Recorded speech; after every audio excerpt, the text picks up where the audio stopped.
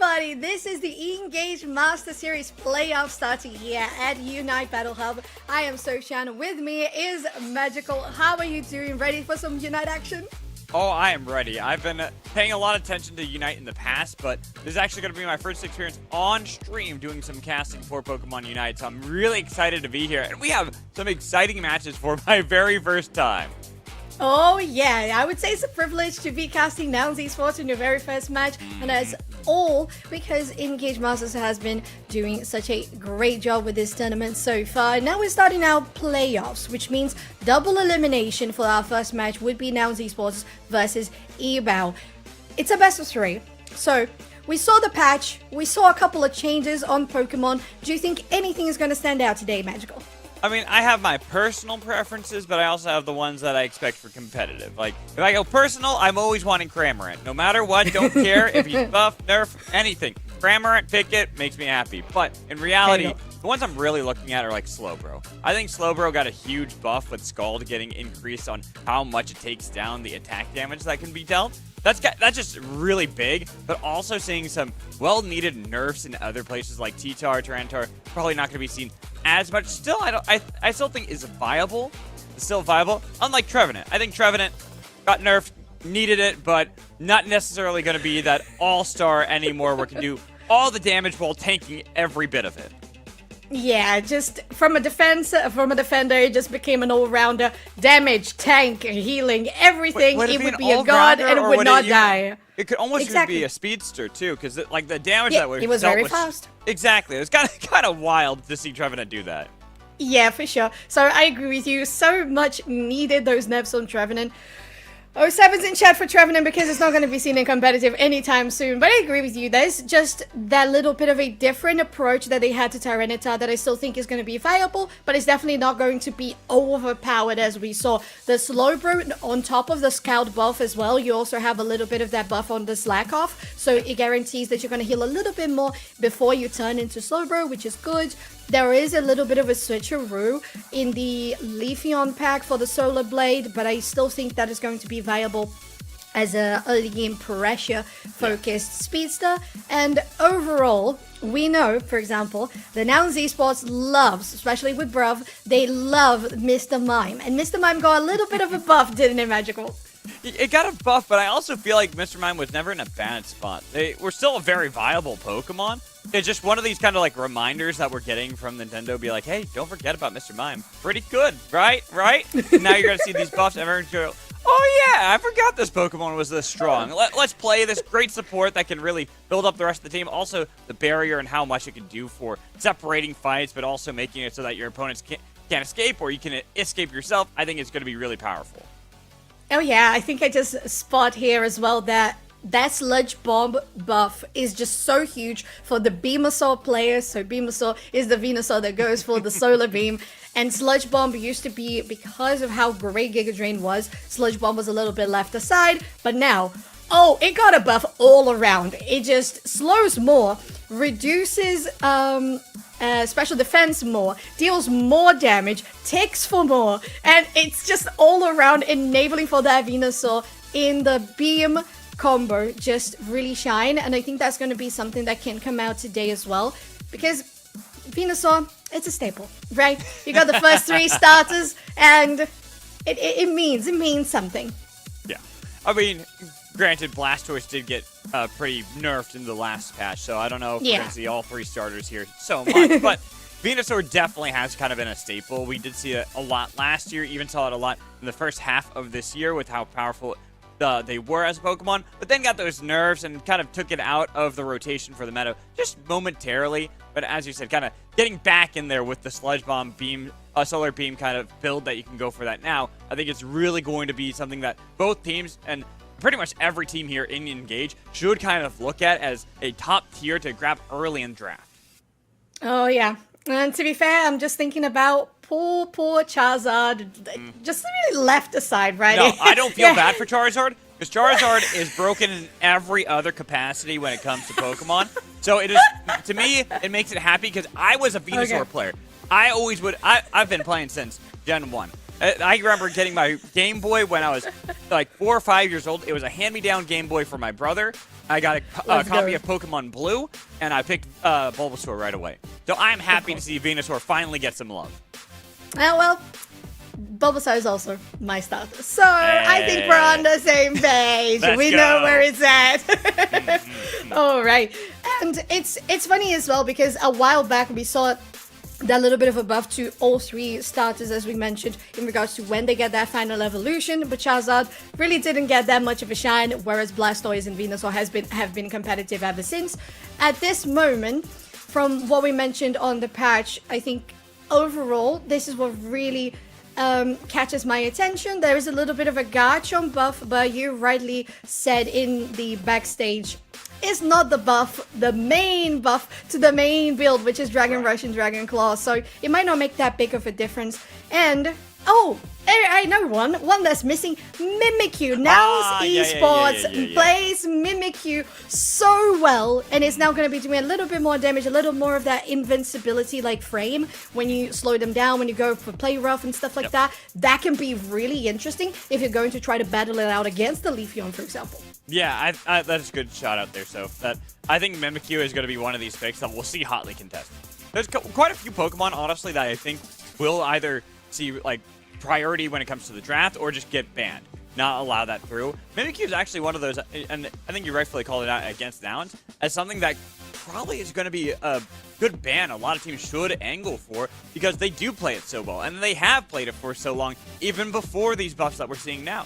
So I would expect to see that Mimikyu might actually get banned in some of these early games that we have here in Engage, just at least against Nouns. Otherwise, it should be picked pretty early. Yeah, I agree with you. There are a couple of options that have been a little bit on the shade, on the shadow in regards to bans, but they are going to resurface. Trevenant was there, not anymore. We don't need to ban it, but the Slowbro could really come back up. But we'll only know once we get this match ready. Now, Magical and everybody here in chat, tell us what you think is going to be coming up on the stream today on our first best of 3 of this double elimination. While we get things ready, we're going to go into a quick break. So stay tuned. We're going to be right back.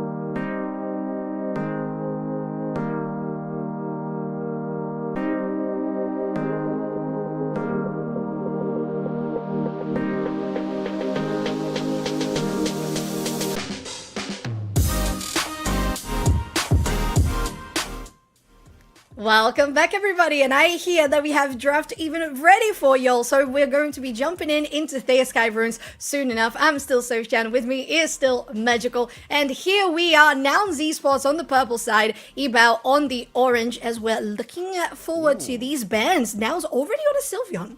Yeah, I'm surprised by the Sylveon actually being taken away so early. I thought maybe that if it was going to be banned, it would have been like a second ban here instead of going for the first. But it will be answered by another of the evolutions. Leafeon taken out of the rotation for Nouns.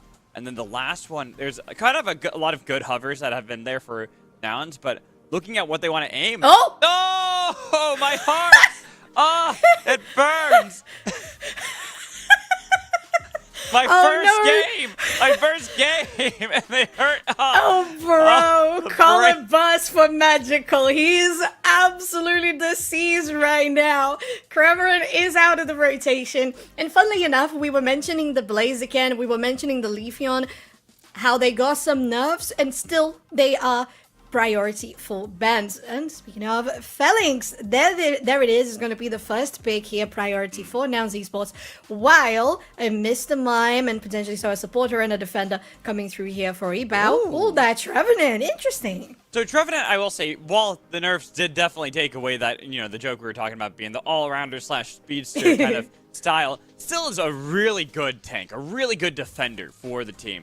So honestly, I think it's still fine. Still will be able to absorb a lot of damage, just isn't necessarily going to win the game single-handedly. We'll need a lot more support and help with the rest of the team, like having that Hoopa to get a lot of that movement around the map, and then even having that Mimikyu that is being hovered. We have the Alola and Ninetales that got locked in too, but I'm looking at that Mimikyu that I think will go really well with the Trevenant.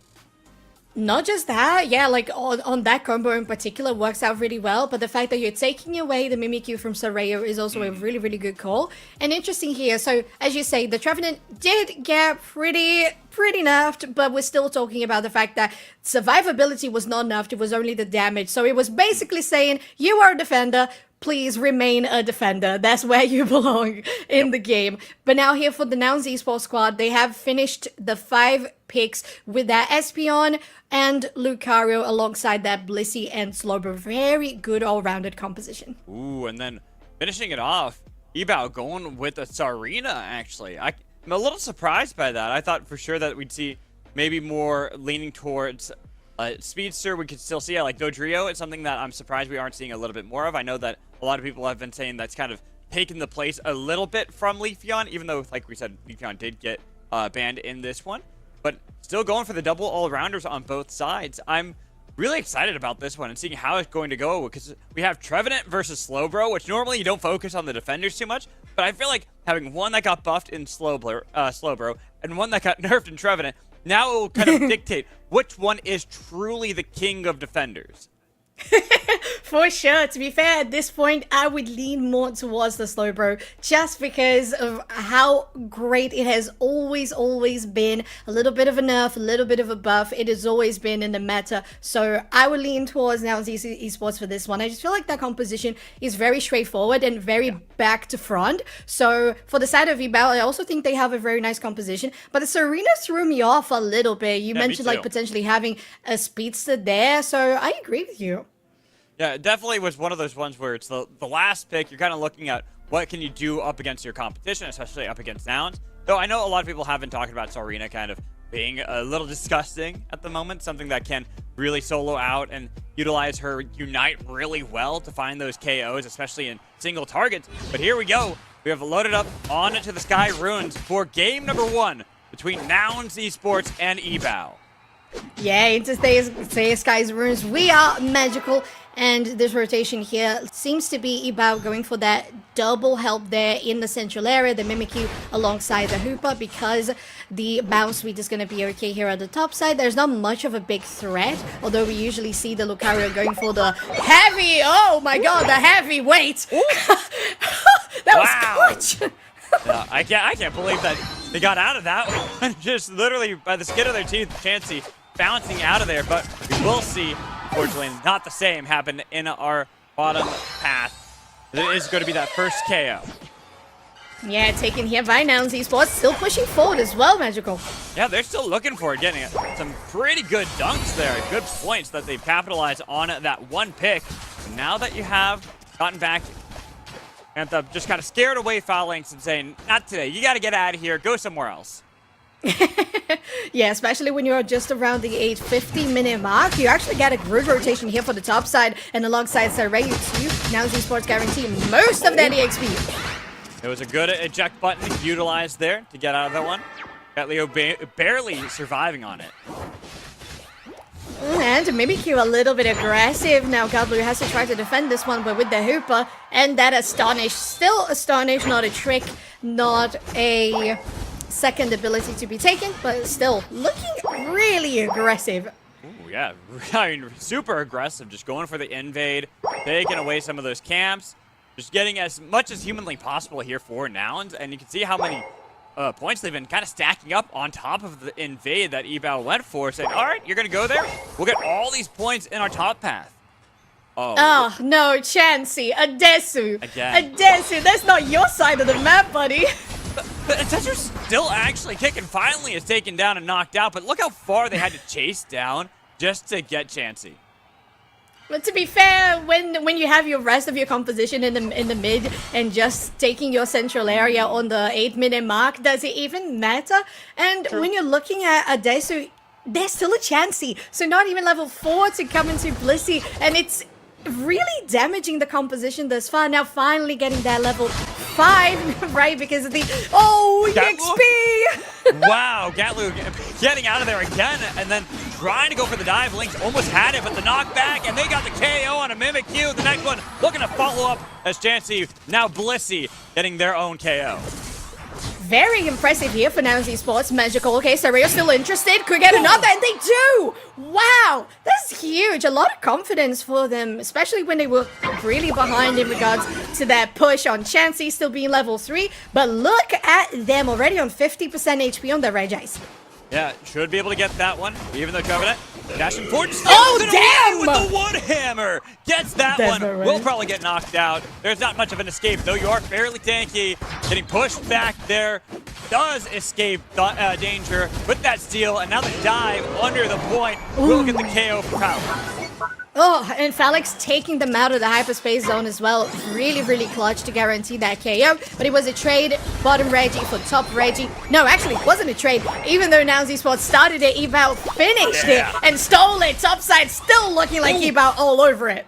And EBAUU somehow just not getting some of these KOs where you're like, oh, they're certainly going to get that. Nouns escaping, but ultimately, it doesn't matter because now they're getting these dunks. They're getting these points stacked up with that Reggie Lecky in the top side. That they already are able to get nearly the entirety of that point taken. And yeah, they actually will get it.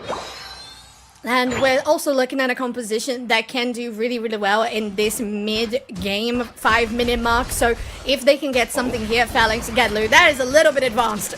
I like that one. Great angle and tries to get away. Oh, yeah. But 2 more KOs for Nouns. Okay, so it was risky, but it paid off. That stored power at the end by Toonslim guarantees the knockout. And it's funny as well, Magical, because we're looking at Nouns Esports and they can capitalize on the KOs. Hello. But EBAUU capitalizing on objectives. Cat was looking for something. Would have been a little risky there. Scatlio instead going to be the one looking for some danger, scaring away Sarina. Yeah, it's definitely a moment to be careful when you have to get a rotation for the bot side 20 seconds into the basement. Reggie, but they're going in. They're going in, getting the dashes away, trying to separate the fight, but they do get the KO ultimately onto A9. Looking for anybody else. Trevenant will get double KO'd. Espeon getting everything they need to his net. Was cut off from the rest of the team, couldn't get away from Phalanx, and they are cleaning up Nouns with a triple KO streak. Now looking for the dunk on the top side as Hoopa might be unbound. They got the dash back in, pulling in a couple more targets. Finally, they get these KOs on a Nouns. Slowbro trying to get out of there the best they can, but double knockouts again. This time it's EBAUU on top. Oh yeah, and that's the right moment for them to be on top as well, Magical. There's both Reggies on the board, and we know that they have been great at absolutely knocking them down when it matters. So EBAUU takes the next Reggie Alecki bot side. They have 2 members already on the Phalanx, and they could rotate even more, but now they're looking to push the tier 2 zone. I'm not too surprised by this one. Looking to get even more aggression and look for more dives. This Blissey no longer tanky. Can't support anybody when you're KO'd. And even with the cannon taken in to get the jump onto off of them, they've got Reggie Alecki. They've got some of the dunks, getting some of these points. With the dive on to Brav, cut away from the shield, trying to get him before he's able to get there. Double knockout. Again, this Mimikyu coming out powerfully. Oh, looking so good. If I'm not mistaken, it was a 30. Or even was it a 10? Maybe ADHD just gets him away sometimes. But it was definitely a very good overdunk on the top side. Now Now's trying to refuse it back. The Woodhammer's there. Can't do this again. Not 2 times in one game. Looking to steal it away. This time, it's not going to be the steal as they go for the re-engage. Get the jumps away. Leaving Trevenant saying goodbye. Sorry, I can't help you two.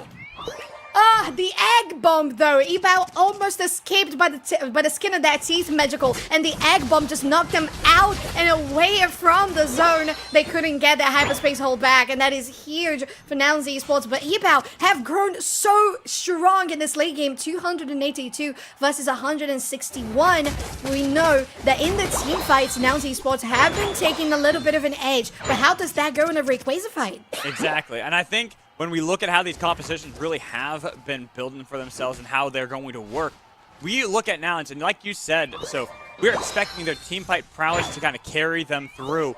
But EBAUU could really upset them by taking the Ray, maybe stealing it away, as they already got themselves in a good position, trying to get the pull back in with the knockouts on everybody. You get one knockout, and it is onto the tank. But the carries are still there for Nouns. 4v5, looking for a possible Reggie Alecki as it's about to spawn up right now. The pull back in, getting rid of Phalanx. That's a lot of damage taken off of the board and looking for everybody else, but they got the knockouts. Diving forward, Lucario looking for A9, does get the knockout themselves. Right as Reggie Alecki is still up, only 10 seconds left. I don't think anyone is going to be able to get that one. It should fall down as they can look for the Rayquaza, but they're still looking for the fights. Sarina getting jumped on, kicking up into the air. Lucario, but not enough damage to actually get the knockout themselves. With Rayquaza now spawning. Lucario is out of there, looking for more dashes upon any member of Noun, but they take the portal hyperspace out of there. Now Trevenant looking to see if they can take up as they are looking for this Rayquaza. Oh yes, they are, Magical. 5v4 here, but Lucario is respawning in just 5 seconds, and they can reposition pretty fast because of your jump pad and your bone rush. So come in here for Rayquaza, nobody really committing to it at this point. Just trying to see who is going to get that false step in the wrong position. But we have such good front line with the Slowbro, with the Blissey on the side of Nouns Esports. EBAUU, we have such good damage, and Lola Ninetales, they're going in! Going in, getting the knockout as well, and they even get the knockout up with that tree to help out, but the damage of the burst almost gets the knockout onto Hoopa, barely escaping. They've separated the fight though. Dashing back, Zorark almost getting him out. Does get the knockout onto Phalanx. Lucario tried to dash into the backline, does get Torino. 1-for-1 at the moment, but the burst is there. Mimikyu tries to go invulnerable. No, not yet. Doesn't want to actually look for the fight. Rayquaza has been started up by Nouns. They're looking for the fight, continuing that out, because they know really this could be stolen away, and they are the ones behind in points. They have to secure this. Rayquaza, yet is on the other side and can dash in. Maybe need to heal up just a little bit beforehand. Oh yeah, and it's very, very dangerous here. This could be another steal. That's going to be a slow beam directly on the Trevenant, and they go down. 50% onto the Rayquaza. It's still there, but Lucario also got knocked out. 1-for-1 trade again. Down to 25% on Rayquaza. Can they sneak themselves in? Shadow Sneak has been used, but they can't get in. It is not going to be stolen. It is going to be Nouns getting Rayquaza. The fight on the other side. Slowbro trying to do their best to take out Nihat and this Mimikyu on the rest of the team. Looking for those points to capitalize on. It could be down to the wire. Oh my God. 8 seconds left. There have been some dunks on the other side despite not having the Rayquaza. Who's going to get it? Nouns or EBAUU? They're trying to get these dunks in time, but what will it be? I think it actually might be EBAUU. It might just be with 64 points for EBAUU when they were already 100 points ahead. Magical. This is clutch. This is as close as it could be for the first game of this best of 3. Who is going to take the crown on this one? Now Esports take it after completing that Rayquaza fight. Oh my word. Shy of 43 points. Wow, so close on that one. Those final dunks, you know, you get those points right at the end. The double points that you can get really can just shift the game completely. And now, man, if you're EBAUU, you got to feel a little bit good on that game, because this is a team that we have seen do such great things in Nouns. This is a team that we've seen at Worlds before. This is a team that we've seen absolutely dominate in the European scene. But the fact that you go so close in game 1, that's at least give them some confidence boost, because this is a best of 3. Yeah, and well, this being the first game, as we mentioned, look at the graph here in regards to scores. It was so close. Those objectives being traded, zones, very, very close to one another. But at the end, God, the attempt from EBAUU was almost perfect. They were so close, Magical. But then Nouns Esports guaranteeing that Rayquaza and having the points necessary to score was just enough. But EBAUU, we know they have what it takes to win out the mid to late game. And the thing is, we look at like some of these replays, these early game skirmishes, right? Where some of the members of Nouns barely escape getting knocked out. Like literally less than 100 health that they have, 100 HP. One of those fights goes EBAU's way. That's enough points to win this game. It really is.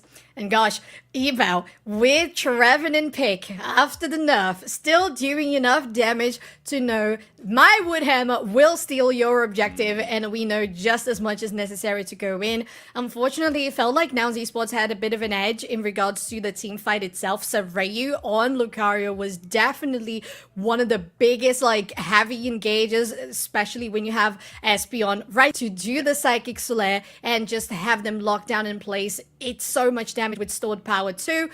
Great effort from Lynx on these Hooper Unbound plays, but it was close. And it felt like maybe sometimes the Alola Ninetales was using the Snow Globe a little too early and just catching one person instead of 2 and 3 as you would like with your Night move. So maybe if that changes a little bit with the draft or not with the draft, just in gameplay alone, we could see about taking the second win.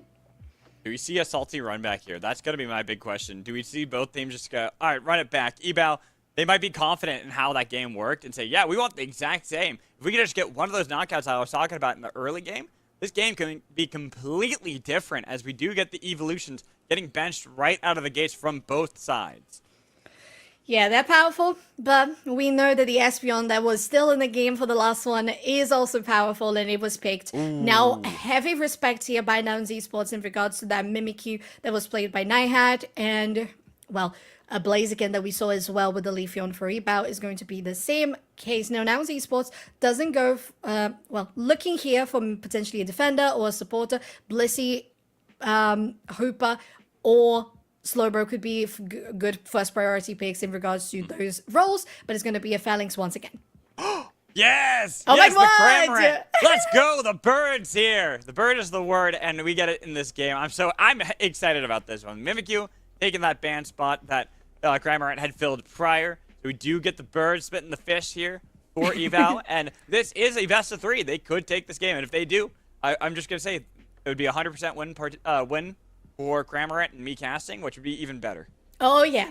That would be absolutely insane. Ooh, but Zoroark here gets taken away from EBAUU's Zoroark player, not a Pokemon on that matter, and paired with a Slowbro is going to allow for a lot of that having engage power. But I'm very, very interested in this Cramorant, and I agree with you. When you have the Cramorant getting banned in the first phase, it just feels like it's a focused priority. We don't want you to play this. We don't like you in particular. And if they play this now well, it's going to be so, so exciting for EBAUU to take us to Game 3. Though I will say that Zoroark is going to be great at getting on top of Cramorant. As someone who likes to play Cramorant, we hate speedsters. Anything that can get on top of us and actually knock us out early before we can really get our damage, before we can use our Unite, no, don't like it one bit. So I think that the Zoroark is actually a really good call here from Nouns, seeing the Cramorant and also seeing Alolan Ninetales. That's 2 targets that you have that can get into the backline. Though Alolan does have better ways of kind of separating these fights and make it a little bit easier for them not to get jumped on by a Zoroark, I still think that these are good answers out of Nouns, seeing what EBAUU are bringing to the table. I agree, and since we have almost a run it back aside from the Cramorant pick for EBAUU, it looks like Nouns is very much prepared, as you mentioned, for the backline pick with Sareo on the Zoroark, and you have Inteleon as well. If you go for the snipe shot, to me, it makes more sense because it allows for you to be at a greater distance, so you are away from the Gatling gun on Cramorant, you are away from the Snow Globe, and from the Queen Ascendancy on the Serena, so it's a very good composition, so it's down to EBAUU now to show us that the Cramorant was indeed the differential in their composition, and that this is going to mean that their early game, which was a little bit weaker than we would expect for the composition, that they are going to have a little bit of a lead going into the game 2. And Garuri playing the Trevenant, I'm looking at how they played in the last game and comparing that to what I'm expecting in this one, where we saw that Garuri was really looking for those angles with the Horn Leech to kind of like get someone out of position, then the Woodhammer afterwards. I don't know if you can really do that in this game. You can't really be the one looking for these engaged plays to pull someone back towards the rest of the team, because then you're risking pulling Zoroark on top of your Cramorant. Really, in this game, I'm looking at like, how do you create space to allow your double attackers to do that damage necessary, to not have to worry about getting jumped on so easily in these fights?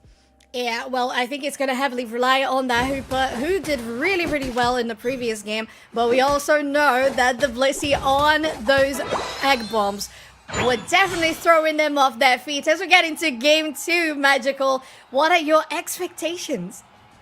I'm expecting Cramorant to win, right? That's just there me, you go. Right? Am I wrong? Am I right? Wrong? Cramorant win? No matter what, that's just how it goes. I like Lynx looking for that steal here. Going for the solo invade, just saying, all right, Zoroark, this is where you're going to be the weakest when you're only Zoroark.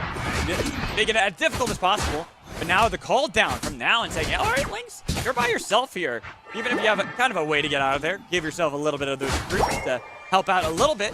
It means that everyone's now focused on this Hoopa invade, and it's allowing more of EBAUU to kind of rotate around to really punish Nouns for trying to get Lynx.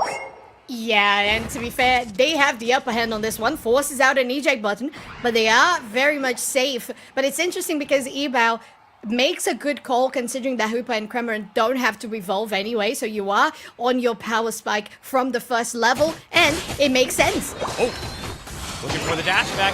Nihat actually taken out. My Cramorant, my brethren, was already knocked out. First KO in this game. Okay, looking good for Nouns Esports in regards to team fights, as we saw in the Game 1. Nazare looking for that steal, just as we saw from EBAUU. Can they trade it back? Especially now that Ryu is going to be Zoroark, looking for the dash back, trying to get a little bit of damage, going all over, but Phalanx a little bit too strong to make sure, not Phalanx, Zoroark, the other Zoroark, actually going to be too strong to make sure they get that KO, and it's a double KO on top of it for EBAUU.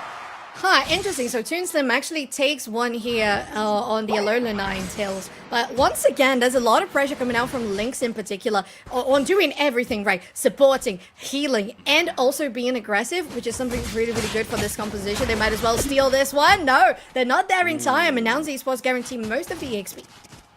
That is going to be so confusing, though, with Zoroark being on Yes. eval as a player and then Zoroark being on the other side. Just realized, like, you had mentioned that before, and I'm like, you know, that's okay. And then I realized that in that fight, I'm like, oh, this is going to be so confusing right now. And he'll go for the knockback and get the KO. It's actually going to be a Desu. Getting the credit for that is Zoroark. Not Zoroark, but Zoroark. Serena is underneath the point, trying to survive. A couple dunks, interrupted, not letting these go too easily. Zoroark doing a great job, but finally one of the dunks from Gatlu was actually able to go through, while they do get the KO for Zoroark as Serena. Yeah, now Gatlu trying to get some of the EXP back, and that's what they're going to be focusing, getting scores, getting EXP, having to use the eject button away, but escape with a dash as well, and Zoroark doesn't take any more out of it. 5 seconds for both Regis to spot.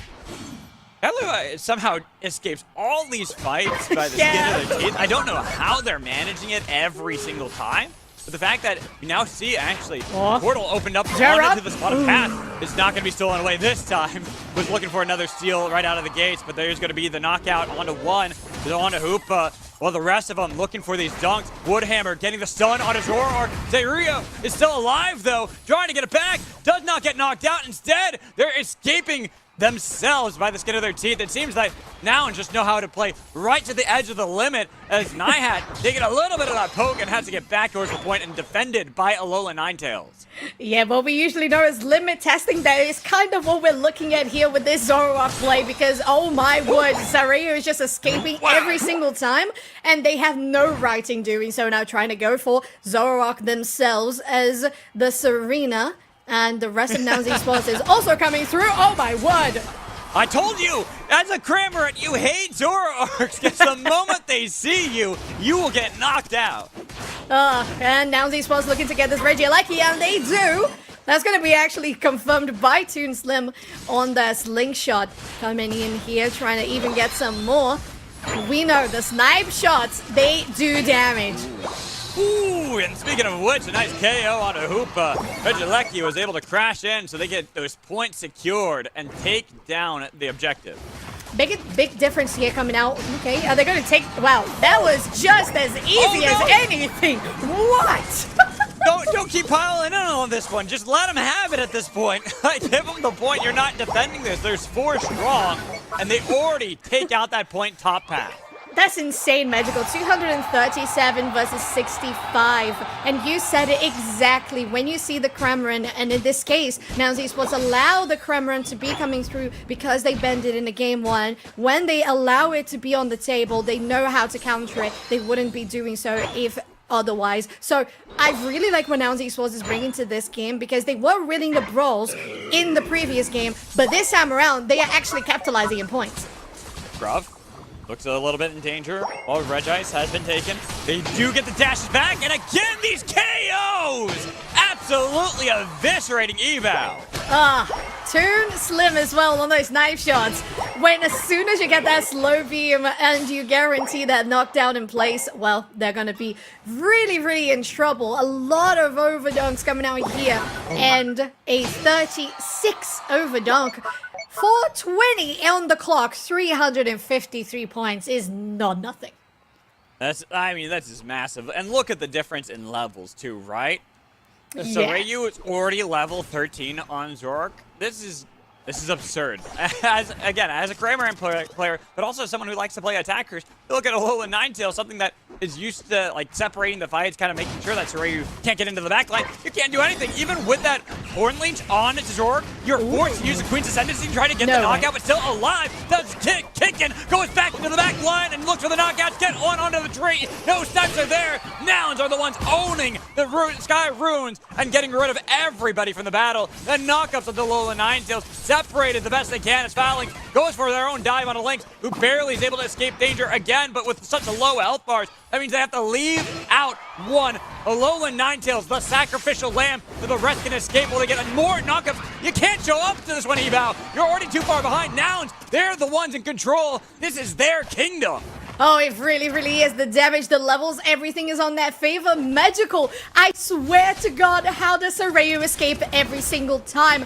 Getting there, Unite. The Queen Ascendancy, I was sure it was going to knock them down immediately, but it didn't. When it landed, you see Soraya having their Unite ready. Blissful assistance coming through as well from Adesu. It just lines up perfectly for them. And again, they have priority here on this objective. They're going to take Regieleki incredibly fast. And because there's no tier 2 zone either, you can really, really just threaten them with this map pressure and just go down to the bot side and might as well just guarantee all objectives.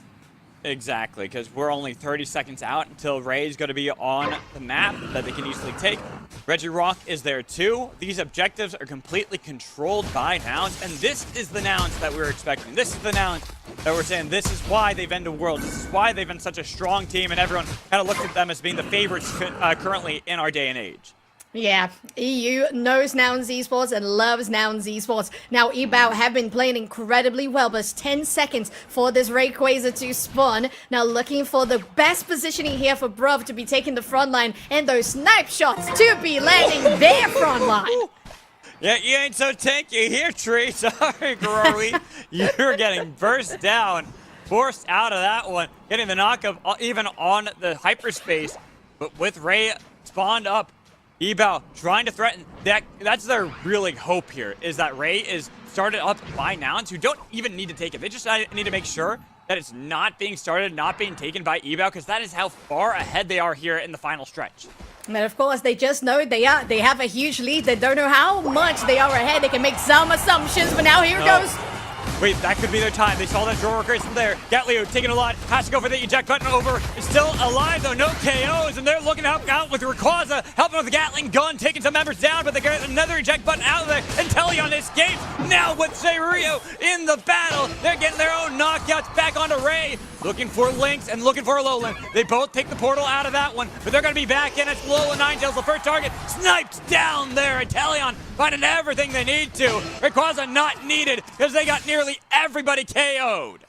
This looks like one of the most dominant wins I've seen from Nouns Esports in a while. So Rayu completely unbound on this Zoroark. They might be a hooper, but this is the actual player who's unbound, unhinged at this point. The amount of damage, and they're still going in because EBAUU, their only choice and their only option is to maybe take Rayquaza, but they don't even get to close to it.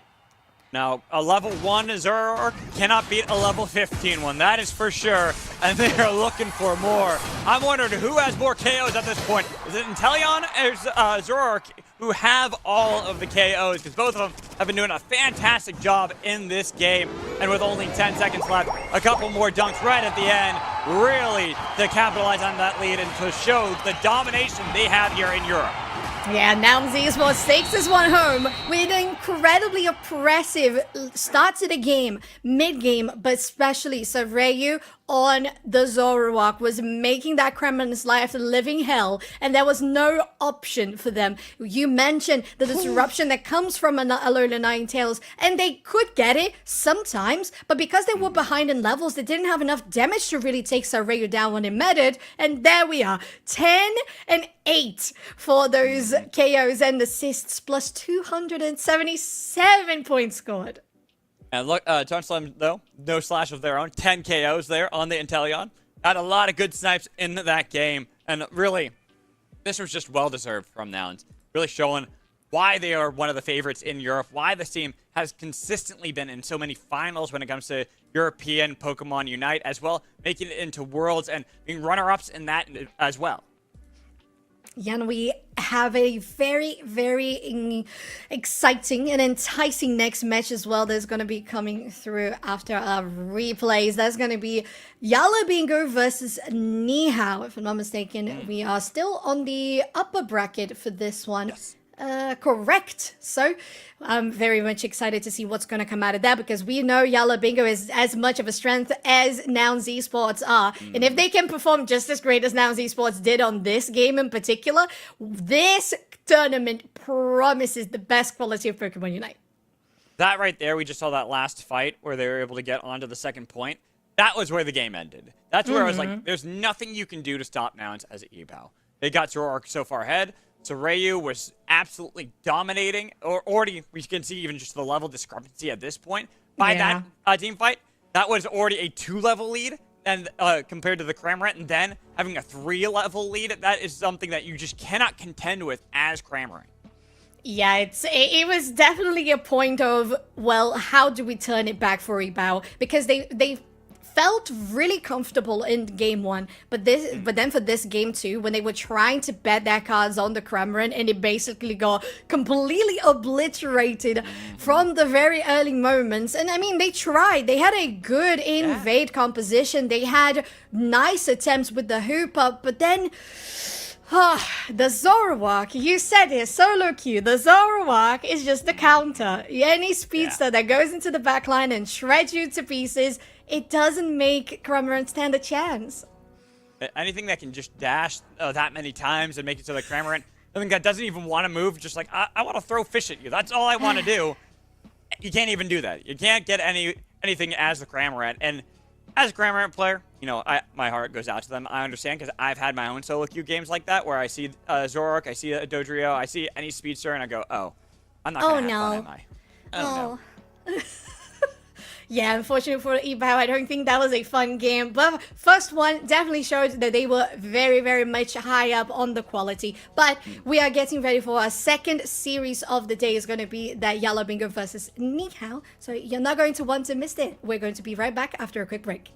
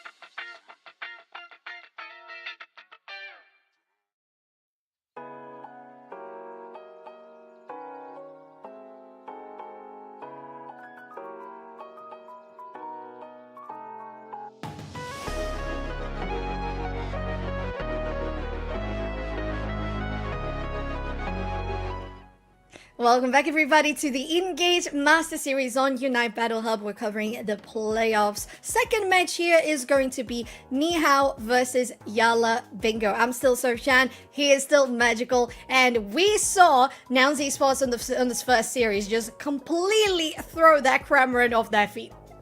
Yeah, you know, my heart goes out to them, but the Zoroark was just too good into Cramorant. Can't blame them for that one. And Nouns looked so clean in that second game.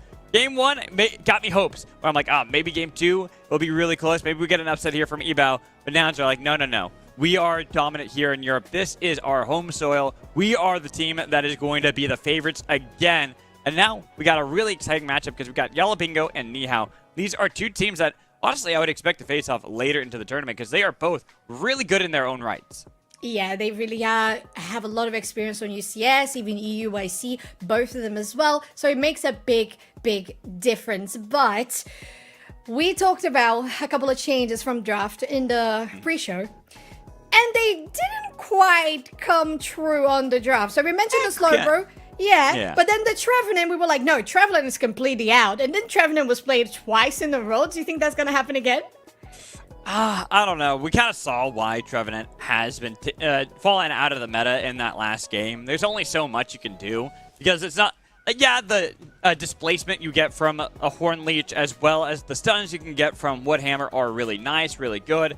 We just saw that it doesn't really have that much of an impact anymore. It doesn't really do enough to enable the rest of the team to create this chaos that can make it easier to play around for yourselves. So going into this draft, I kind of expect the Slowbro to be like the one that everyone's looking for. That is the defender teams should be prioritizing around, especially because we look at these drafts. Again, the evolutions in Sylveon and Leafeon have been banned here, even though we have two different teams. But then Blaziken, something that we were kind of talking about, possibly being like a niche pick. And then Phalanx also going to hit the bench. Yeah, it was Phalanx's first pick for Nouns Esports on both games that we saw. We were thinking that a potential first pick as well, priority, could be a Slowbro, and that's what Yellow Bingo goes through in this game 1. Now, Nihao was hovering a Cramorant, but I don't think that's going to be the case again. They're a little bit of a sour taste after the first series. Wait, excusez-moi? Did I just immediately cast a curse this? I think I did. I think you did, and I'm okay with this. I'm 100% okay with this. This is if we're gonna cast a curse anything, Cramorant getting picked is one of them. So seeing that Nihao are playing that in this game, I already want Nihao to win. But we're looking at what's on the other side for Yellow Bingo. Mew and also Eldegoss are now getting themselves picked up, and I like the Eldegoss with a Mew. Really can help out round out the team, especially because you will have Slowbro that can eat up a lot of the damage, the heals that you can provide for the team, and make it a little bit easier to kind of navigate some of these fights. But what Nihao have drafted, I really like as well. Talk about displacement, both Blissey and Wigglytuff, that can help out that Cramorant, create that space, and then Garchomp to kind of dive into the backline of the double attackers in Mew and now Venusaur, I think are going to be things that Nihao can really play around. Agreed, and we saw as well there was a little bit of a buff here to Garchomp for the Earthquake Dig build. Oh no, okay, do we have a problem here? Because if I'm not mistaken, this Pokemon is not allowed in the rotation right now. Let's just get our production and TOs on the same page. Yeah, and get them on get them on this one, see if that is okay. So they're gonna give us the info in a second on that one. Honestly, I'd like to see Swirlage play. Just kind of me being me, but maybe that's because I want to be next week. No. I see. The reason I want it is because this is my very first live cast of Pokemon Unite. I've been doing a lot of practice on my own, but it would be awesome to have not only Cramorant, my favorite here in Pokemon Unite, played twice, but then also get a cast one of the newest Pokemon to our roster. That'd be pretty cool. Just gotta say. Yeah, it really, really would. All right, so we're gonna have a confirmation here soon enough if there's going to be a remake or how this is going to be fed. But let's talk about the draft aside from Cerulege, right? So on the side of Yellow Bingo, very cohesive. We're looking at a team that can go into the back line, but can also stay at a good range because of the Mew. You have Solar Beam, you have your Mystical Mirage, all things that enable a team fight really well. On the side of Nihao, I'm interested on that Garchomp. I'm interested in how the Cramorant is going to be doing this game after we saw it not doing that great in the previous series, because this time around, there is no Zoroark to be seen. Right, no Zoroark, but there is a Buzzwole, and that's another thing that can get on top of you, make it really difficult as a Cramorant, which is why I like both the Blissey and Wigglytuff that have been drafted here by Nihao. The only thing I think that would have really rounded out is if they could have gotten Slowbro, but obviously that is first pick when you don't have to worry about Phalanx. I think those kind of are like the two strongest Pokemon that I see currently in the meta is Slowbro and Phalanx. So having that banned away, not having to worry about that one, meant that it was an easy pick for our left team to just be like, all right, nab that one up, make sure that we can get that for ourselves. But if it's Cerulege, that will be really interesting because now you have kind of a split identity here for Nihao. You have a couple of your Pokemon in both Garchomp and then Cerulege that want to dive into the backline, get on top of Venusaur and Mew, but then you have other ones that want to stay at a distance. You want to have Cramorant stay away from everyone and kind of have the protection zone in Wigglytuff and Blissey that stick around the bird and allow that Gatling gun to continue to fire. Oh yeah, for sure. Because to be fair, I don't think we mentioned it specifically, but in this game 2 of the first series, there was a moment where the Gatling gun was active, but everybody was out of range. They were just sitting there, Gatling gun on, just waiting for people to come in range, and it didn't happen. So the fact that we have on the side of Yellow Bingo quite a lot of range as well to be dealing with the Cramorant could be an issue. But if you can just bring people a little bit closer, for example, for this Blissey, no, not Blissey, the Wigglytuff in particular, I would like to see the sleep. So I would like to see that instead of rollout. So that makes more sense to me to keep people on one place so you allow the Cramorant to actually be doing damage. Well, we'll see what's going to be the case. I think so. I do have an update. I do have an update for everybody. So our update is the lobby is going to be remade, but because it was an illegal pick there for Nihao, that was not allowed, it is going to be a forfeited game 1 for Nihao. So we're going to redo a draft here between Yellow Bingo and between Nihao, but game 1 is going to be rewarded to Yellow Bingo in this one. Well, peeps, there's only one thing I have to say. Read the rules. Read the rules so you don't concede your games. Oh, it's so sad when that happens. And to be fair, it's usually a rule of thumb. The Pokemon was just released. don't pick it. Yeah. Don't pick it. It's usually not allowed. and if you are really wanting to pick it, if you have been playing it a lot in solo queue or in your scrims, ask. It never hurts to ask. Right? Just be like, hey, is this allowed? Can we play this one? Yes or no? Yes? Okay, cool. Then we pick it. No? Yeah, don't touch it. Because now we have this draft, and you don't know how well this Blissey, Cramorant, and if you go for Wigglytuff again here, combination, are going to work. Now that we see that it's going to be Slowbro, I expect it still to be Eldegoss, probably Mew. Oh, no, it's going to be a change up here with the Garchomp. Denied there for Nihao. Alrighty. So, of course, because this is effectively going into game 2, which is match point for Yellow Bingo. We're not even talking about a remake where you have to repeat your Pokemon, where you have to repeat your draft. Well, Yellow Bingo said, oh, you want to play Garchomp? Thank you so much for letting us know. We're going to take that from you. And it works out every single time. So this composition here is still looking similar for Nihao with our Wigglytuff plus Blissey. But now Venusaur coming through. Yeah, I don't know what I'm expecting here from Nihao. Double attacker, double support.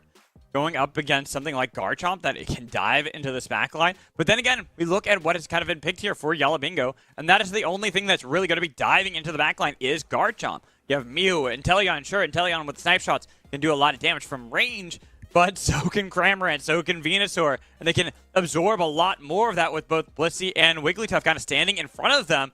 And if Gardevoir gets picked here, yeah, they're going for just the triple attacker comp. That's insane. I don't think I've seen a composition like this in a while. But to be fair, just looking individually at the Gardevoir pick, it just makes so much sense. You said it yourself, Magical. When you have the Inteleon plus Mew in the back line and only Garchomp really getting close, you can just throw your Fairy Singularity and deny all of the damage. Even get, of course, Potato as well away from you on Garchomp. So I think this is interesting. This is very, very interesting from Nihao. Yeah, it really is. And I think that this is something that they can utilize. Again, it's the Blissey Wigglytuff. We didn't get to see it, obviously, in Game 1 because that was a forfeited Game 1. But it's something that can kind of create distance, can separate this fight, and make it easier for Cramorant. Then, as you talked about, you add in a Gardevoir and you add in a Venusaur, both that are good at kind of creating space, especially because it is probably going to be the Venusaur that we see here, Solar Beam with the Sludge Bomb, that create even more of a separation in these fights, allow these ranged attackers to really start wailing away at anybody. And if you're Garchomp, yeah, you have kind of some AoE, but you're going in alone. It's going to be really tough for Slowbro to get there unless we see like an eject button. You use that to get the distance in, which would be kind of crazy to see that kind of style. But then you're going for eject button on Slowbro to use that just to get into battles to be able to follow up on your Garchomp, which leaves pretty much your backline completely exposed. This is going to be difficult, I think, for Yellow Bingo to kind of pilot around because, as you talked about, Soph, this is not a composition we tend to see a lot from anybody. Triple attackers with double supports. Yeah, definitely different here as we get into Thea Sky Ruins Magical Yellow Bingo on the purple side, Nihao on the orange. Actually, one thing that I was thinking here could be good for Yellow Bingo is just commit to damage immediately because they are squishy. Yep. Oh, they are squishy.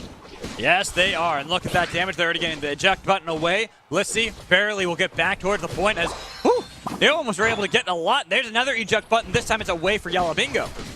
Yeah, looking good. All right. So you had that pound. You had the bullet seed also doing really, really good here for the Bulbasaur as they're trying to get in range. But that's one thing that Nihao has on the stop side is range, while Yellow Bingo is still struggling here with the little Gibble. Yeah, little Gibble. You know, this is the time frame that you can actually attack, make it so that before you get to that second evolution as Garchomp, that you're a little bit more susceptible.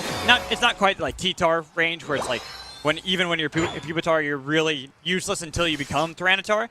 But you are still kind of wanting to stay away from everybody. You can see the little bit of damage that you get there. It's like trying to see if they can scare away Nihao. It was a secure on a little bit of those camps there with the Swablu camps being taken over by Yellow Bingo.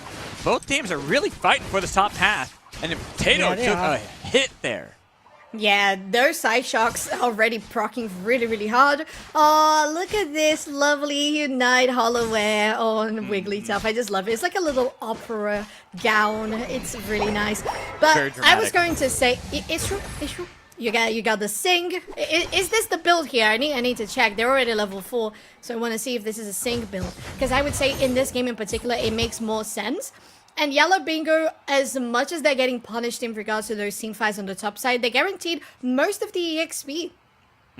I would imagine it's going to be Sing here for Wigglytuff. But of course, we'll see it only level 4. Oh, no. Oh, no, it's rollout. Okay, going for the rollout. Does get the knock-up onto Eldegoss. A little bit more poke, but having to use that eject button out there, Bits barely escaping. And Eclipse taking a huge punishment. KO there for 66 as they get another eject button away. Venusaur, Ivysaur actually running away, and now they're cut off. Going for the dash back in, getting the lockdown. That bullet scene not doing anything as they can keep healing up and get another knockout. And looking for Blissey is Blissey good, gets the shield, but does get double knocked out there. It actually is everything that Yellow Bingo could ever hope for.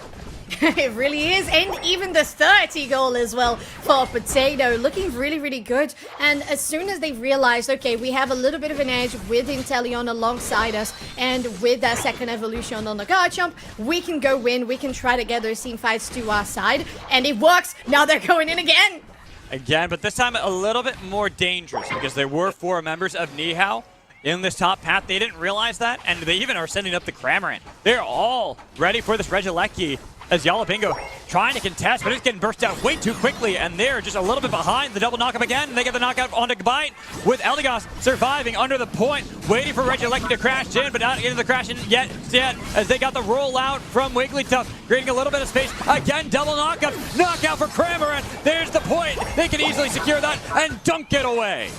Well, there was an advantage once upon a time for Yellow Bingo's Fairy Singularity gets a double! That's insane! Eclipse! What a move from Nihao! And as we were talking about, they get the Regieleki magical, and that points lead the Yellow Bingo had has shrunk down. Difference on only 10 points. Yeah, just right there, completely shifting this game back to an even state for both sides. Nihao, it was looking a little bit devastating after that initial fight in the top side where it was a triple knockout for Yellow Bingo, but now they're the ones moving around, even though Bite takes a lot of damage, trying to use out any Sing, trying to get a little bit of damage into the back line where Garchomp created a bit of distance, but Rollout gets the knockup again. Down to 25% onto Regice. The pull back, they've got a knockout, and it's going to be Regice traded for 1, but now with Venusaur scaring them all away, Inteleon 2 is looking for the snipes, waiting it out. Garchomp again, getting the knockup, and Venusaur still alive, still kicking. They got the knockout onto Garchomp as everybody else trying to escape. Wait a minute, the snipe! Eclipse! Put the damage from Eclipse! Get a triple knockout! All that Aeos energy now gonna be crashed down! 4 KO Shriek! 5 KO Shriek! That was an absolute madness play from Eclipse on that Fairy Singularity. Played it completely out of their minds. Got 4 members on the Unite move and finished it off with a Psy Shock. That was just huge. I think all of these team fights have been won on the back of Eclipse alone. 100%. And it's absolutely insane to be thinking about. And look at the level discrepancy. Level 12 for Gardevoir. At 5 minutes into the game, everyone else was only single digits for a little bit on their team. And now they're all looking for this Regieleki again, getting a little bit of damage. Potato taken down to below half. Rollout didn't get enough, but look at Eclipse. That's the target. They got rid of Eclipse. Now the battle can be there for Yellow Bingo, finding these snipes they need to. With Regieleki down to 50%, they are the ones in control of the top path, and they will secure themselves the objective. Knockup only onto 1. Cramorant already getting away from that one as those snipe shots really starting to hurt. Regieleki has crashed in, and they've crashed down the KO onto Wigglytuff. All right, well, they know there is a target on that Gardevoir's back, and that's exactly where they're going to be aiming. Yellow Bingo takes this one in a much closer place in regards to team fight. They guarantee the Regieleki take out the tier 1 zone, and they're finally breaching a gap in regards to EXP, because on the side of Nihao, all of the EXP is on Gardevoir, level 13. The rest of the members, level 10. Whereas on the side of Yellow Bingo, you have 2 members on 12 and Inteleon on 13. So things are going to be much equal here on this Regirock fight. It's really going to be the singularities from Eclipse. As you talked about before, twice they have won these fights for Nihao. Twice they have carried them to success, but 1 pick onto Eclipse was all it was needed for Yellow Bingo to get right back into this game and make it even yet again, as Regirock is going to be contested by both teams.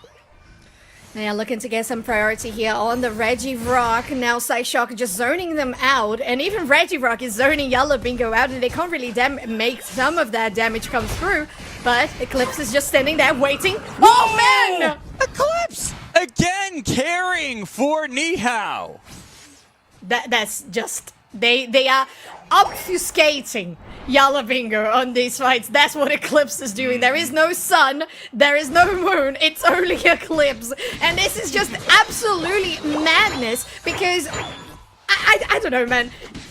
It's just so squishy of a Pokemon. It's incredibly squishy. But that's something that we mentioned on the draft, Magical. Yellow Bingo can have damage from afar, but it requires for the Solar Beam to hit. It requires for those Snipe shots to land. When Garchomp goes in, well, they have quite a lot of defenses in the melee range. Exactly. It's so hard to actually get into this back line, especially because we see how it fits.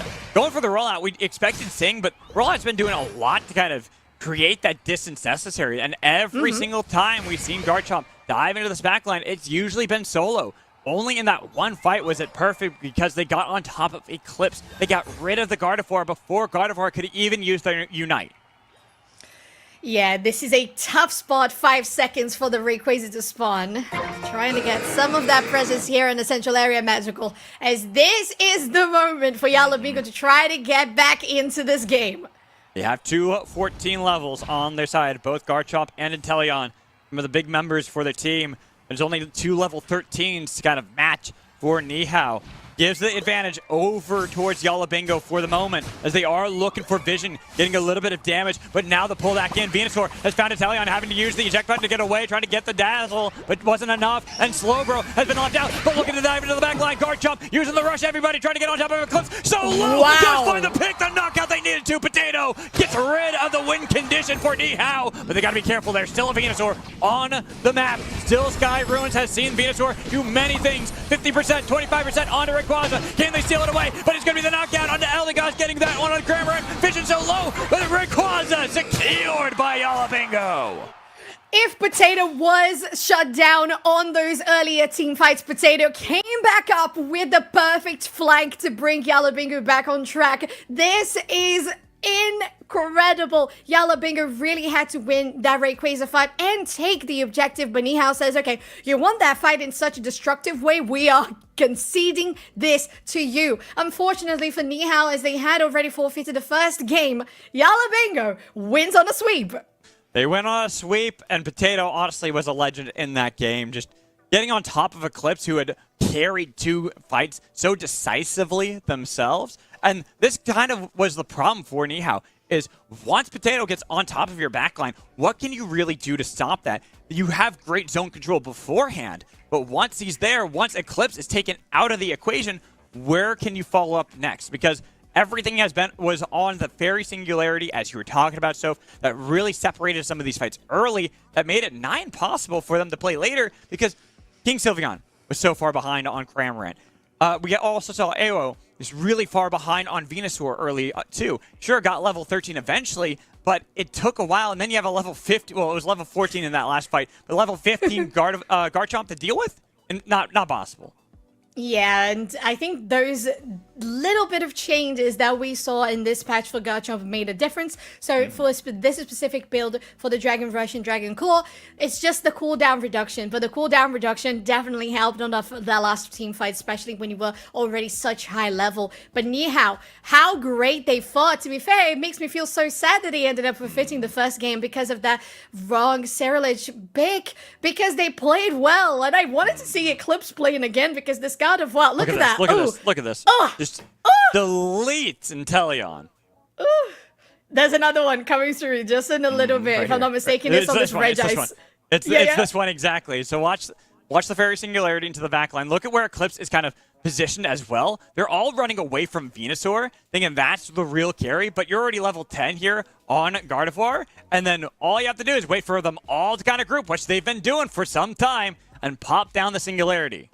Yeah, and they pop it down, and it's always enough damage because they have been keeping themselves ahead of the curve. It's gonna be right here, right now. 4 players, get them! Oh my god, I it's counterintuitive that we have been rooting so much for Eclipse when Yellow Bingo is the one who got the dub. But oh my god, these plays have not been slowed down for no reason. Exactly. And the thing is, it was those 2 plays for Eclipse that kind of got them in the early game, but these later plays were what won it for Yalla Bingo. Looking at Potato, having already gotten rid of Eclipse, says everyone else cannot deal with me. Only Eclipse was the one that could burst me down quick enough before I can heal up forever. So now that I don't have to worry about that, now I can go back to the rest of the team. Y'all are nothing compared to Eclipse. I am now the king. I have taken the reins of Sky Ruins for myself. It was such a performance from both sides. I really liked Yellow Bingo and how they grew into the game. Nihao, that had such a big presence in the mid game, couldn't really get that wrap up at the end. And Potato, oh my god, that last flank on Garchomp just did wonders. That was even the Fairy Singularity coming out on the very last second for Eclipse, but it was just enough to delay the inevitable. And unfortunately, Nihao takes this down to 0. All right, so if I'm not mistaken, this was it from myself and Magical. We're going to be taking this next series to the hands, very capable hands of Draco, and 0 in on Alex. So while we get this next match ready for you guys, we are going to go into a short break, so stay tuned. We're going to be right back.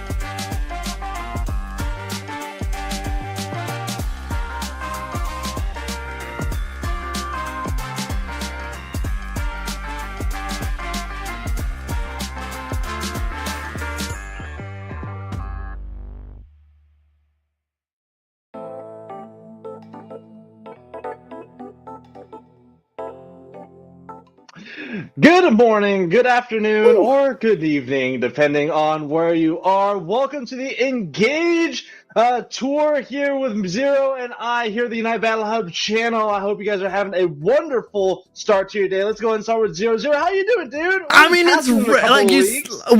like you said, we're casting together, which is always a fun time. Pokemon Unite, it's exciting. We're in this, awkward stage right now in between everything. But you know what? We get to keep following along Nihao. I'm not going to show any bias, but I do love the squad of Nihao Eclipse just being an amazing attacker. But they're going up against any squad, and there's not any other squad or any other caster I'd rather be right now than with you.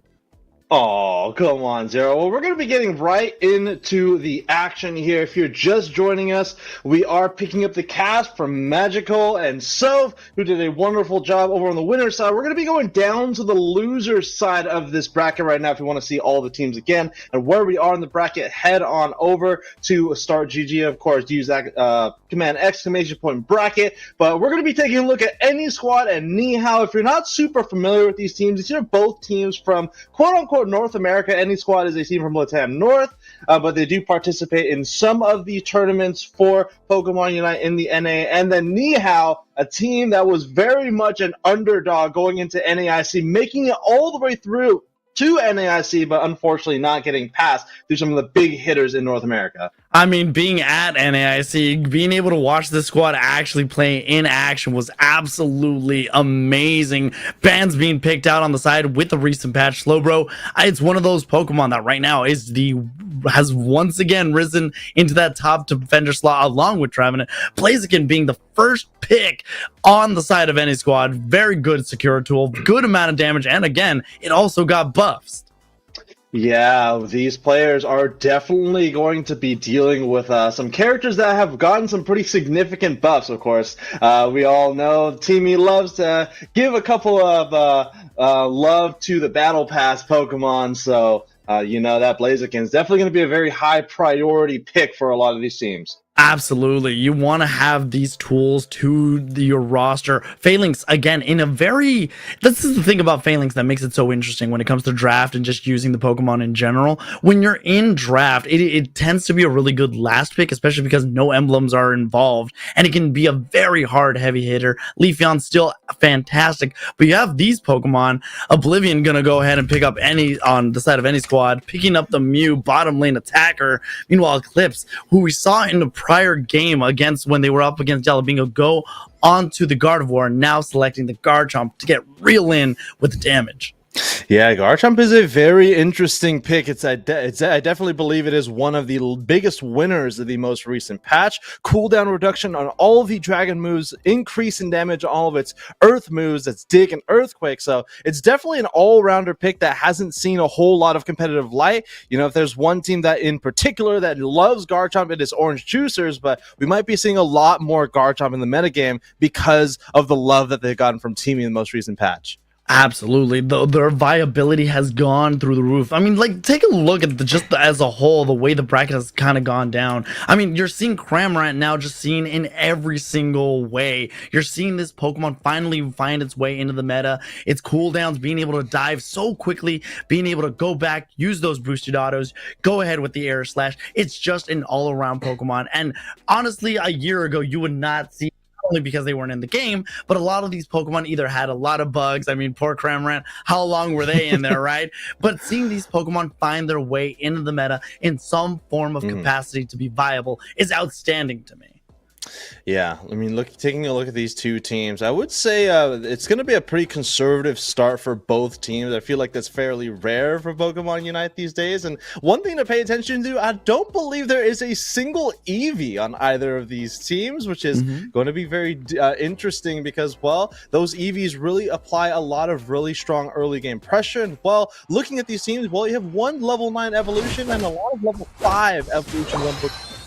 That's what kind of the meta is shifting to. You're right. It is interesting. But don't forget Sylveon being one of the better attackers along with Leafeon. We're not allowed into this game whatsoever. So we're not going to be able to see them. But let's get into game one of any squad versus Nihao. Kaio over here going to try to go to the top lane, trying to get the amount of EXP that they need. But here comes the cavalry of Oblivion throwing an electro ball, and Eclipse might be in a little bit of danger, ejecting out of the way. But they are chasing them down with some coaching, and good on coach. Put me in, I'm ready to play.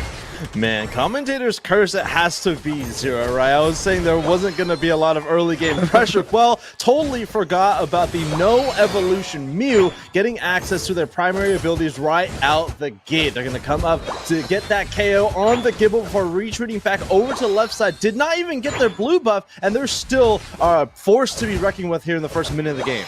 I mean, any squad very much going with a different little bit of an approach. Usually you send your attacker like Mew down there, but they decided to send Bulbasaur there, leave the blue buff for them so they can get a little bit extra EXP. Bakayo already set up, gonna try to get these birds all of a feather, flock together, good aerial lace blaze kick, and now the pressure continues by any squad as now Kaio gonna try to get a little bit more of a score, and Tie-Dye just putting all the pressure on this poor Chansey, just trying to survive. Meanwhile, Oblivion's gonna take a trip downtown, help their squadron out as Nihao trying to apply the pressure on bot path.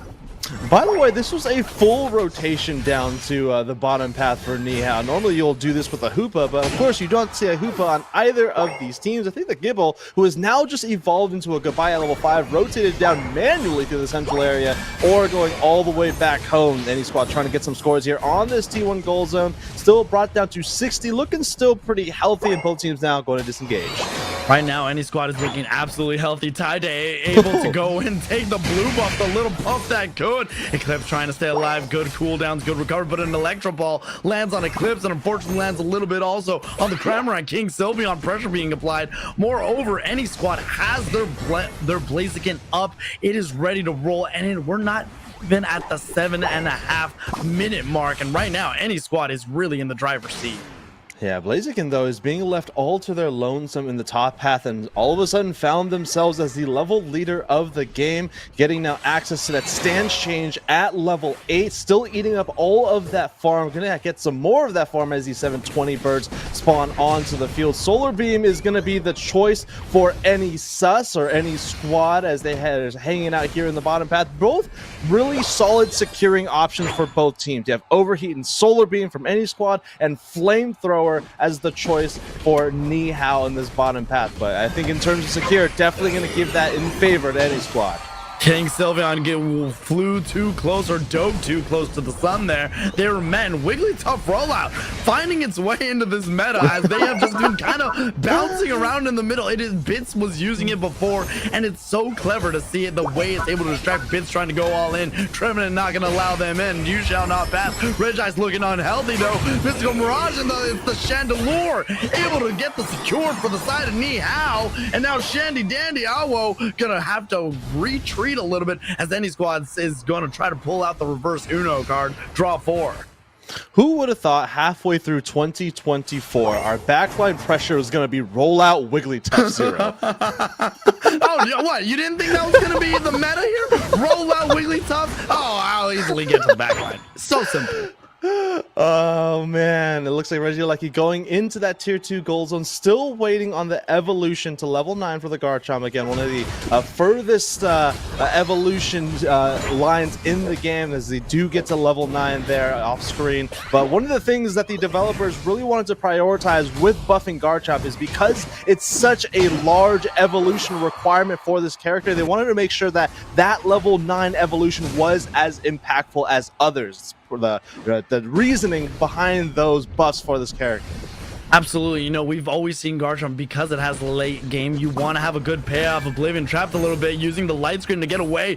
Backline Wigglytuff, as we're calling it. She's trying to go to the dance. She wants to make sure that they get that Mew out of there. Blaziken has just kind of been going in, but here we go. Garchomp going in deep, gets the Bliss assist, finds absolutely no one. They're caught in no man's land. They're going to try to get out of there. Everybody popping Unite moves for Nihao, but any squad able to take down Garchomp. Garchomp. Eclipse is down. Solar Beams are going down on block. And for the side of Nihao, they're going to need to retreat. Great job by any squad. Not only avoiding a lot of damage from Eclipse, but also being able to kind of push them off their pad, keep their pad safe, and they are still in control, 214 to 56. Yeah, halfway point of the game, and any squad led by their leader, Any Sus, has really taken the lead here with more than 4 times the amount of point that Nihao has put on the board. Registeel has formed on the bottom side of the map. Lots of members of Nihao rotating to that top path. Looks like that Blissy's also going to be rotating up there as well. Really trying to prioritize maybe getting this Reggie elected in to that tier 1 goal zone, but any squad is going to take that green light, take that tier 1 goal zone, and it looks like both teams are going to forego this Registeel in the bottom path 0. Registeel just does not seem valuable, and they're going to go in the overheat. Not enough, but there was the solar beam.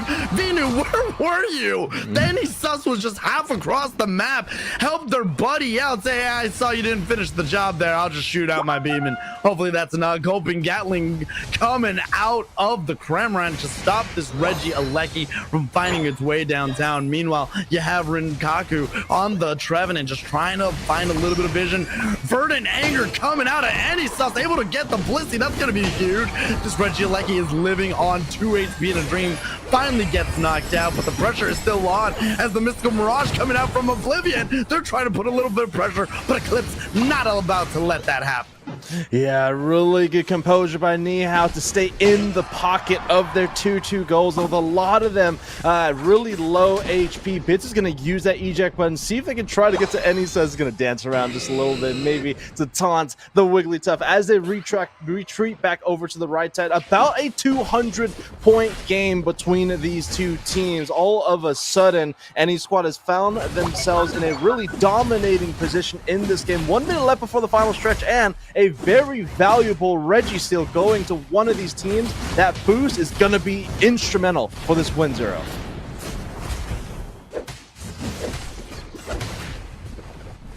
Registeel now already brought down to its knees, and a red buff going over to the side of any squad. So not only do they have the lead in levels, they have 2, now 3 level 13s on the side of any squad. It looks like Nihao's going to go for some scores in this top path to see if they can bring the scoreline a little closer to parity. Still about 125-point lead by any squad, but this red buff is going to make it very difficult for Nihao to get back into this game. Nihao trying to find a way to pivot in here right now. Any squad has been very dominant. It looks like King Sylveon might be trying to go for a little bit of a back cap because, again, all the towers are still available, all the pads. You could get a good amount of scores and a little engagement going on here. Bits, though, trying to play a little bit of geography. Listen, I don't know about you, but that is way too much math for my brain this early in the morning to try to figure out, oh, well, if I hit this wall diagonally, I will totally land. Yeah, it's not my forte. You know what is an interesting interaction is that Mew can put up an artificial wall to prevent Bits from getting into the backline. I was just thinking about that because that is considered a physical wall towards your enemy team. And take a look at all of this backline pressure that's coming out of any squad, right? They have double solar beams from these 2 Kanto Pokemon really applying so much pressure.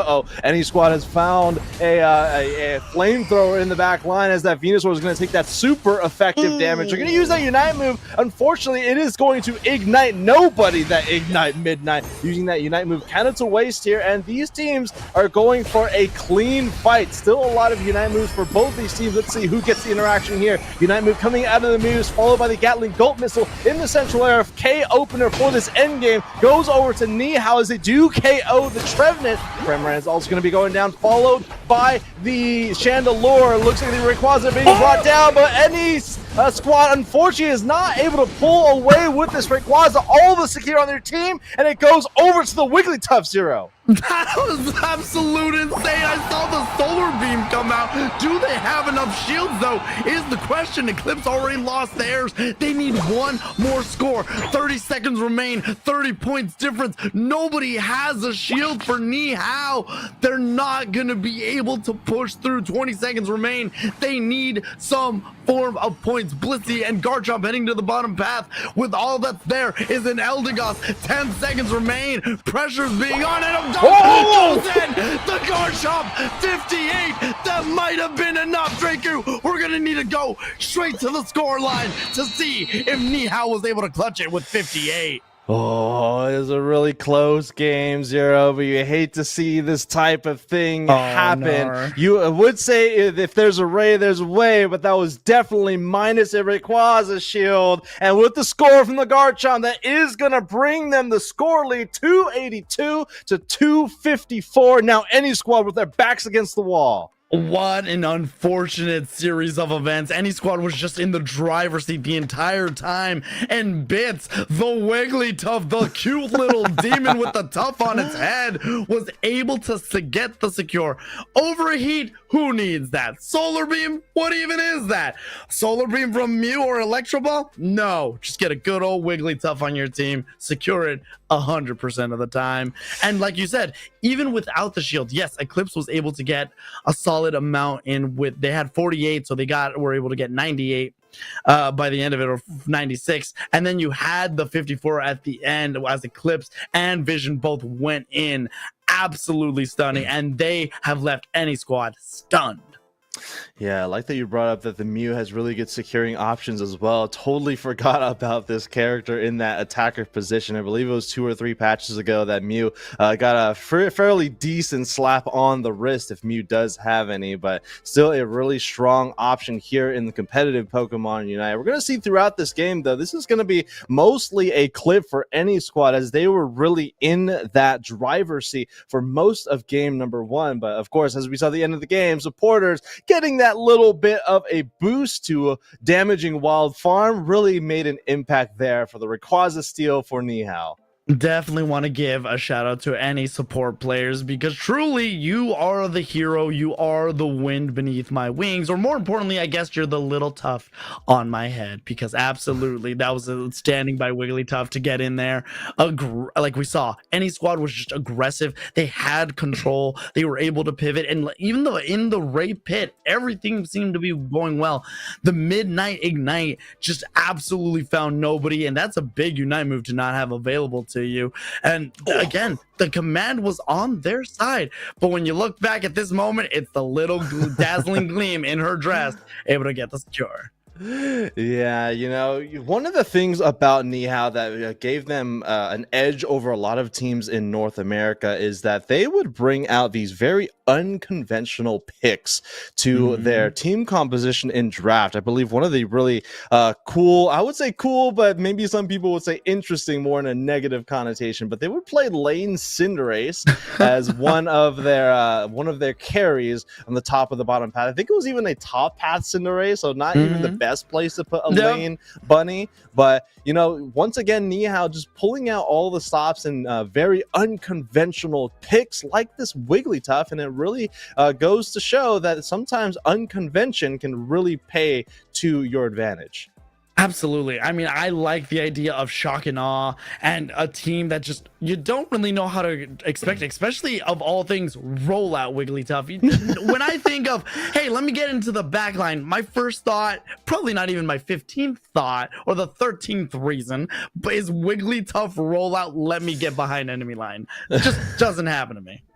Yeah, I mean, one of the interesting things too is that even when they do get to the back line, like what exactly are they supposed to do? They look cute. Right? What they else? They don't have a ton of crowd control, right? They weren't even using double slap, where you get that slowing effect caused. So I think Dazzling Gleam, does Dazzling Gleam also have sleds? This is how much me as a player plays a lot of Wigglytuff. No, I think it doesn't have as much like crowd control as something getting to the back line, like a speedster or something like that, or like a Talonflame who can just nosedive onto them and knock them out. But Wigglytuff, I think the way they used it was just very good because of Cute Charm. It puts the attention on the Wigglytuff more than anything, and I think that was their key. Once again, Eclipse though going to be picking up the Blaziken, and Oblivion going to be able to pick up a Sylveon double evolution for the side of any squad. Oh, the gloves are coming off to see Umbreon and Sylvie on one side of a team.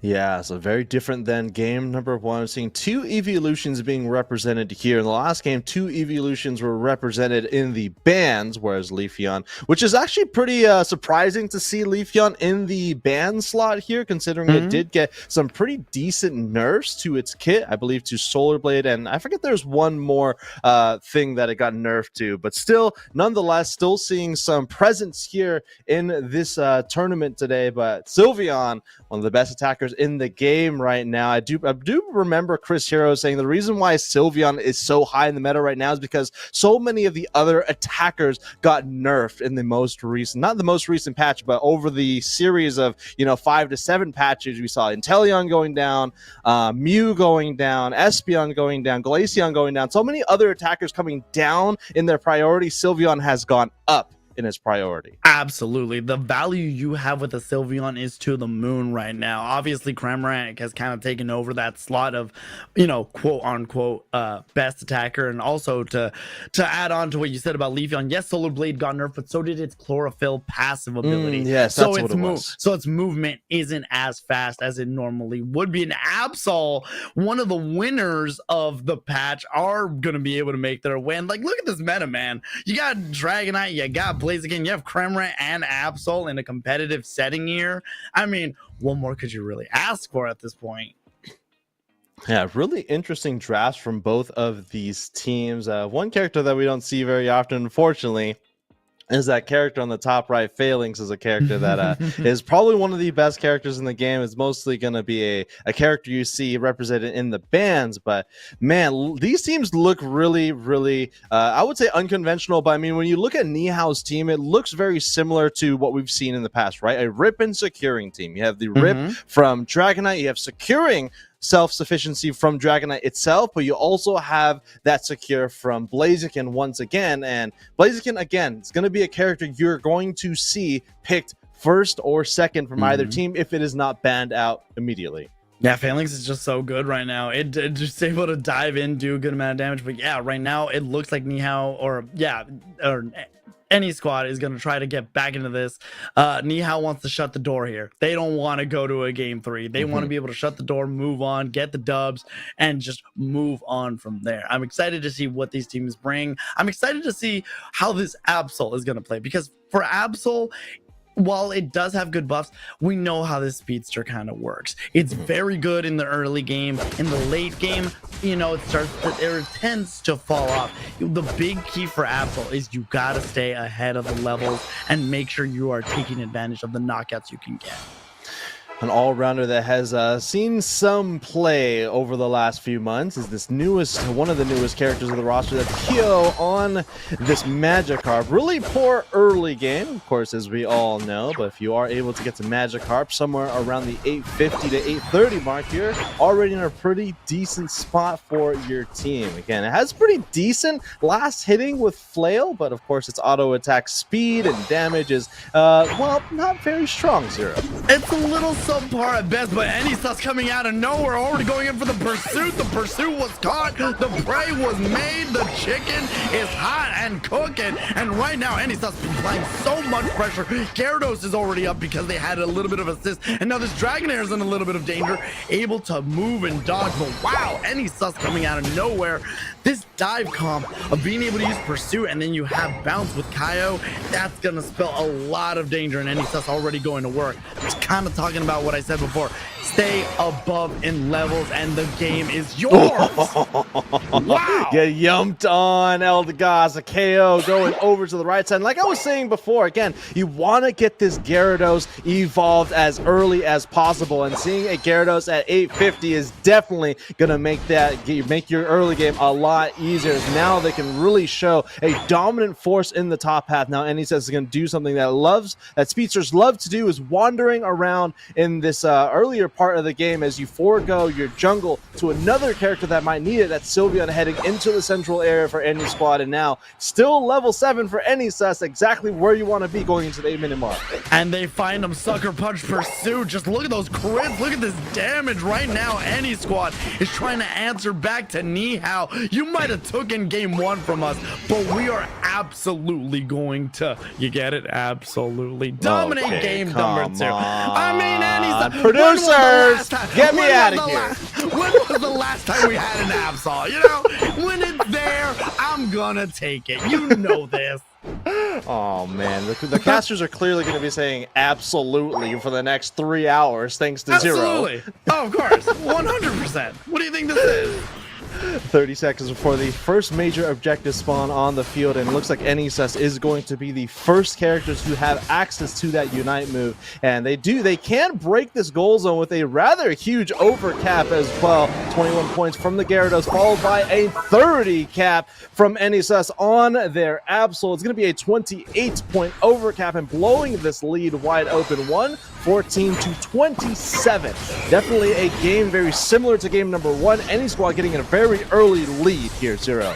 So you think if any sus gets asked, hey, are you having a good time? And he would answer, absolutely. No? No, okay. Dragon gets taken down, and then the big surf catches them too, but NESUS able to get a good amount of damage here. They're going to be in a little bit of danger. Gaffling Gulp Missile able to finally do a little bit of damage though. Finally taken out, but Bits is just going to be a survivor through all of this, and they're able to go. Oblivion going to try to get a little bit of point damage in here, but Bits is not going to let that happen as they decide to go with the telekinesis. Give him a nice little psychic hug.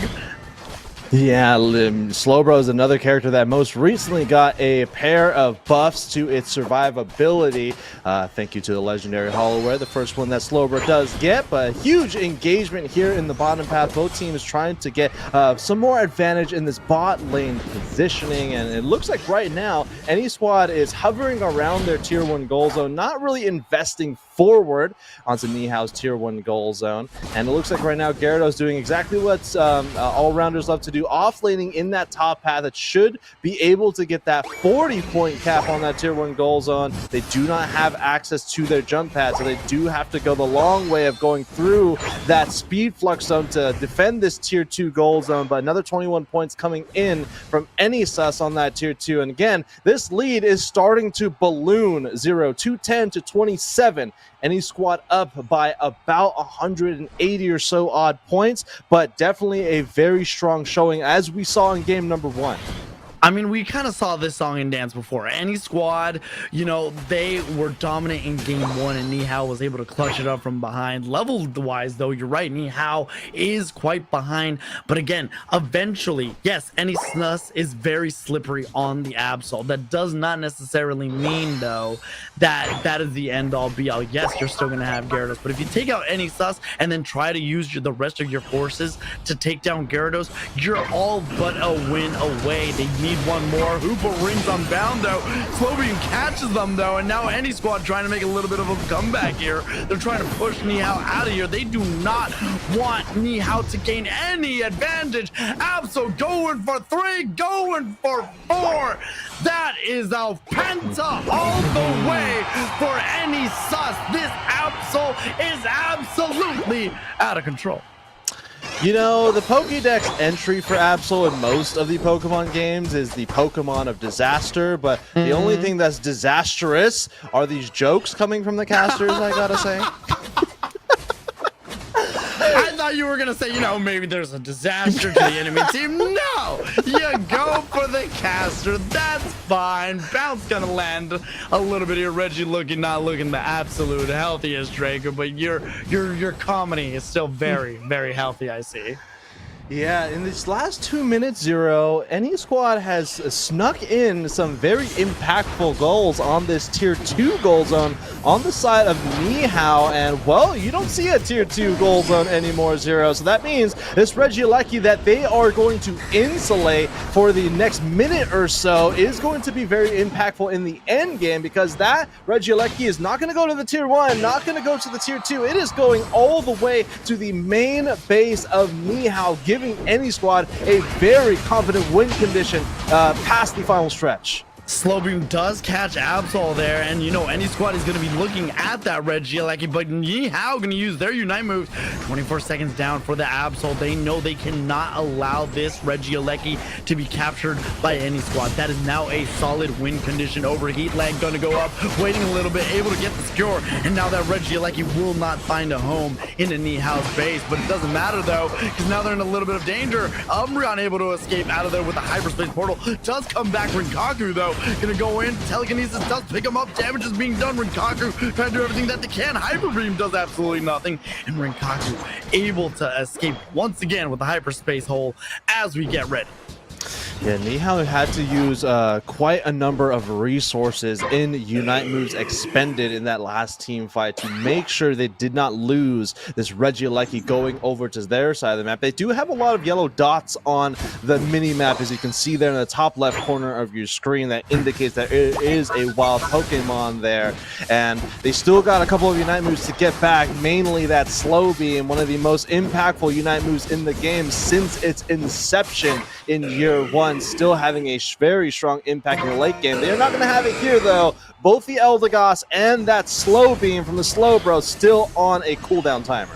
And this is what I was talking about. Enisus is level 15. They are ahead by 2 levels to every other Pokemon on the field, and that's going to be the key feature here. Rinkaku in a little bit of trouble though. They're going to snarl their way out. It looks like Enisus is just kind of waiting for their moment to shine. Rayquaza does hit them a little bit with a little bit of a disaster there. Good resets by Hoopa, and we are back into this. Bid's going to throw out the surf using, like you said, does not have the Slow Beam available to them. Enisus able to take down the Cramorant, and now the engage is on. Any squad is going in. They're going full dive mode. They are going in. Gyarados able to get 2. All that's left is the Dragonite, and oh, I was gonna say place again, and no, bust out the brooms. It's time to go for a sweep as everybody down from Nihao and any squad answer the call. What's up, danger? We are the answer, and they're able to get this Ray, and it is all but done. Any squad takes game 2. Yeah, a very confident team fight there for any squad, and I think it was, again, minus that Slow Beam, the most impactful Unite move in the game, not being available to your team is definitely going to be to your detriment. Really, they were down 2 Unite moves, right? They, of course, had the Eldegoss Unite move come back, but Blaziken's quote-unquote Unite move is not a traditional Unite move, right? It is that stance change to that punching form, the fist form, or the kicking form, and so you don't have that burst type of damage that a lot of other Unite moves have. So really, you're not just down 1 Unite move, you were down 2 Unite moves going into the final stretch. Right, like the Blaziken Unite move is not a traditional Unite move in that it can quite literally sway the pendulum in the other direction for your squad. And not having the Slow Beam, one of the best Unite moves, especially now how with the survivability that Slowbro already had, but now with the buffs to survive even more, it just goes to show that that Slow Beam could have been a difference maker. You lock down any sus, you go on in, and then next thing you know, or you lock down Kaya, one of the two, whatever you're able to handle. But Oblivion with 100k damage, I know Absol was kind of the star of the show, but Oblivion putting up good numbers themselves, being able to keep Nihao at bay, which does mean game number 3 is around the corner. Yeah, definitely going to be a very exciting game between these two teams. I would say for Nihao, one adjustment they need to make is they need to make sure they don't lose that tier 2 goal zone, right? They lost that tier 2 goal zone rather early, forcing them to use their Unite moves around the 3 to 2:45 minute mark right before the final stretch, and that's kind of the reason why they didn't have any of their more impactful Unite moves available to them, is because they used it to defend against that Regieleki going to that tier 3, right? So really pay attention to that tier 2 goal zone, because that does set up a really strong win condition for any team that's able to send an Eleki to the tier 3. Absolutely, that was a good job by Nihao, but again, it's one of those things where at what cost, right? Yes, you prevented the Regieleki from going to your base, but you used a good amount of Unite moves to do so, and Slow Beam was one of those Unite moves. You wanted to gain control, and I understand Regieleki at this point was a win condition for for any squad and you didn't want them to have it. But at that late of a Unite move, you then have to give all that EXP, all that farm to Slowbro. And Slowbro was up here fighting for their team, being the defender that they needed to be. So when you're at 240 and you're not absolutely hyper farming, you're not gonna have it. Slowbro does not have the greatest recharge rate when it comes to their Unite move. And then once they were able to go in, they went full dive mode. In any squad, well, they're not just any squad, they're here to win it all, and they are keeping their dreams alive here in the Engage Tour. Alrighty, everybody. We are going to be going off to a quick break, though. Do not go anywhere. Again, back against the wall for both of these teams. Game number 3 in this loser set. Winner of this is going to be moving on. Loser of this going home.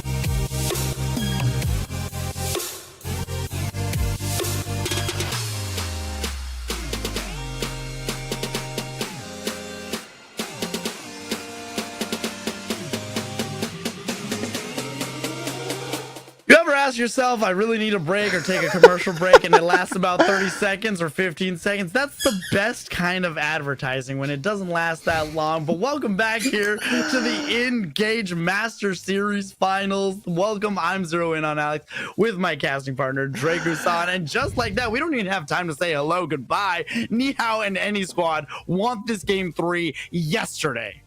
Clearly, I just missed you so much, Zero. We need to get right back out of this break. We are so back, Zero. We're so back. so back. Oh, we're so back. That's crazy. All right, looks like fairly conventional bans from either side. Unfortunately, the little lads are going to be heading back to the bench, as neither team really wants to see a failings. And Any says already locking in that failings, or not failings, but Blaziken pre-picking that. But they are going to be banning out the Blaziken of their own. So both teams now going to have to dig deep into their all-rounder options here. King Sylveon is going to go ahead and select, just like their name, pick up that Sylveon as their first pick option. Oh, dude, now a good counter is going to be Trevenant. Trevenant, again, still a really good defender. Obviously, the Slowbro is still available to these teams if they want to take it, but I just can't imagine them going with the double defender combo here. But might have to eat my words. Tie-Dye going to go ahead and pick up the hoop. A good Pokemon to have that movement up and down, especially because we have seen Any Squad tends to be the more aggressive team, while Ni Hao tends to kind of play at their own pace and win when they need to. Any Squad has been just very aggro from game 1 leading up to game 3, and I think they're trying to do that. Eclipse might be going on an ace of theirs, as we've seen before when they were going up against Yalabingo. They got a Penta with that very singularity, and it's going to be able to see how Eclipse performs with the Eldegoss. Yeah, not the Eldegoss, wow, Gardevoir. I know Pokemon. You know Pokemon, clearly. These two characters synergize very well together, right? King Sylveon able to reduce the special defense of the enemy team with the Hyper Voice, which looking at those held items, I'm assuming this is going to be a Hyper Voice Sylveon. Again, it pairs really well with other special attackers on your team. And, well, if Bits picks up this Wigglytuff, that's going to be 3 other special attackers that's going to be benefiting off of that Hyper Voice. And on top of all of that, I mean, look at the side of Any Squad. Wigglytuff inadvertently can be a real good counter to Dodrio, because, you know, with the speed gauge, and especially if you attack it and you have the Q charm, rollout can potentially hit him with, you know, geometry, and you got a good amount of stun. But wow, what is this team composition? I love it. It is burst.exe. That is what I'm reading into this. It's burst.exe, because that's all that's going to be happening for the side of Any Squad. Oblivion, again, one of the aces for Exile, who also did really well in at NAIC. It looks, I mean, looking at this, right? this Duraludon is a character that some would say that got buffed, some would say they got nerfed, some would say it was neutral, but Duraludon is a character that has been changed. Let's just start with that, right? Its core Ripper capabilities is still there, definitely has been fragmented. They have reduced the amount of damage its boosted autos do, but increased the amount of damage on all of its other abilities. Got a buff to Stealth Rocks, got a buff, a damage buff to Dragon Pulse. And so everything about Duraludon's kit was both adjusted. I wouldn't say buffed or nerfed. It's been adjusted, right? So a lot of teams, I'm sure, are still experimenting to see what Duraludon is capable of doing. But for the longest time, even since it was released in year one, it was very much a one-trick building. I would say pony, but I mean, it's more like building, right? Yeah, it's a skyscraper, right? I mean, that's the whole idea of what he is. Yeah, so we're going to see how well Duraludon is able to brawl in these team engagements, because it was really more of just going to objectives, ripping that objective, waiting for the next one to spawn, going to that objective, taking that off the map. But now they've really tried to prioritize its team fighting prowess on the battlefield. Especially when you have Flash Cannon that got a buff by 100% in terms of its attack speed. So now it really does kind of become that Gatling, you know, that like kind of the turret that just kind of stays there and does good damage and fights with the team. It's not just an objective ripper. It can also do a good amount of damage for their squad. Yogu are going to try to back in here, and Vision going to back off a little bit, just kind of playing it passively between these two teams. Nobody wants to overcommit, especially in this early game. Yeah, it did recently, in the most recent game of Pokemon Unite, did get an evolution into Arch Aludon. I mean, I don't know if Teamy wants to bridge the gap, per se, but they do have the option of... okay, I got jokes too, okay? I'm like, oh, so absolutely, but calling Bridge the Gap Archulodon, who's okay, that's a lot more innovative than absolutely. I don't know about that one, Chief, but what I do know is Nihao's gonna make 4 team members come on up here to try to make a little bit of push. Good catch onto the tie-dye there. The hoop is gonna go down, and good scores from the side of Nihao. They're playing a little bit more aggressively as they try to tear that bridge down. Yeah, it looks like the Double getting a huge cut in the top path as they were able to get a couple of scores in for their attack width that they most likely have as a laning top path Pokemon. Oblivion, level 6, is going to waddle back over to the right side of the map, and Kyo is going to take a look in this central area. One of the newest Hollowers for Dodrio. I would say one of the coolest Hollowers for Dodrio. Definitely a demon with that Demon Slayer outfit heading into the central area. I'm going to pull out all the puns too, Zero. Yeah, I'm glad I'm glad without even seeing me, you can know exactly what I'm thinking, and I love it. You know, I live for this kind of humor, but that Curlio was just cut down to size, and this 3-bird is looking for more. But look at this burst. They're trying to shield it up. Awo in a little bit of trouble. They get knocked down, and Any Squad is going in for more. Any Sauce looking for Vision. They found the Vision. They are trying to take him down. Scores are going in. Points are raining down. Who needs its raining men when it's raining Eos here on Thea Sky Ruins? This is a double speedster composition for Any Squad. We don't see this very often, but I mean, taking a look at Nihao's team, I would say it would be very strong, especially into a double attacker composition. One of those attackers being a very bulky Sylveon, but nonetheless, this Gardevoir is definitely going to need to watch every tall grass it decides to enter because of these two characters roaming around the map. Aegislash is going to KO the Hoopa in this top path, and let's see what these teams decide to do here. They're both prioritizing this top path area, maybe trying to get a break on an early or goal zone, but of course it looks like both teams are going to disengage. Trevenant is going to hang out as a lonely tree in the top path as the rest of Any Squad heading down to the bottom path. Doing good job things around here. Oblivion was able to hold it down. Nihao, though, realizing they want this Regieleki pressure. I mean, we saw it in game 1 and game 2 that they just were always behind on points, and they don't want to be like that this time. They are bringing on the pressure. They want to stay on par. This the way they don't have to go uphill. Nihao, while right now they have a lead, not a substantial one, but they still have a lead in points, and now they can focus more on their gameplay and their positioning. Interestingly enough, though, they did still opt to go for the Mystical Fire. Does not affect really anybody on the side of Any Squad other than the Hoopa, but other than that, even then, it's not the biggest thing. Big engage here, though. Unite move and the Fairy Singularity captures absolutely nobody, but it does allow them to push them off. Rinkaku doing everything that they can to try to keep the scores limited. Limited edition. Oblivion's here, though. They're going to try to go, and Fairy Frolic going to go after Oblivion, chasing them down, and Oblivion able to escape, and Nihao refuses to leave. They're trying to make their stance known here.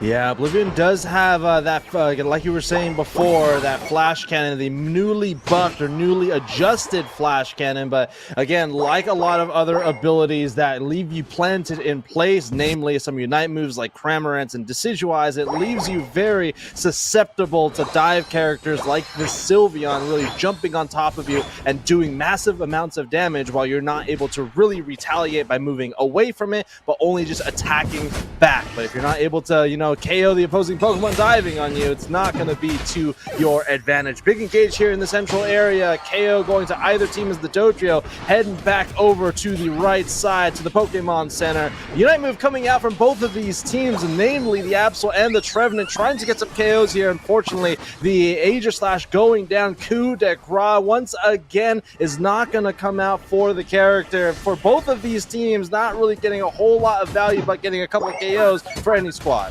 That is one of those unhappily, it's one of those disasters that you hate to see it. The amount of times this Fairy Singularity, if it was shot twice, it has missed both times, because they are just, when you have slippery Pokemon like Dodrio and Absol, who is your main target that you want to eliminate when it comes to this, and you miss, it feels bad. Any squad using that Dodrio, though, in the off-lane path has kind of bridged the gap again, and now they are in the lead, 172 to 169. That is only a 3-point difference, but Nihao quickly losing the lead, but Registeel being on the bottom path could spell a lot of good things done for the squad, and the Aegislash able to secure it for Nihao.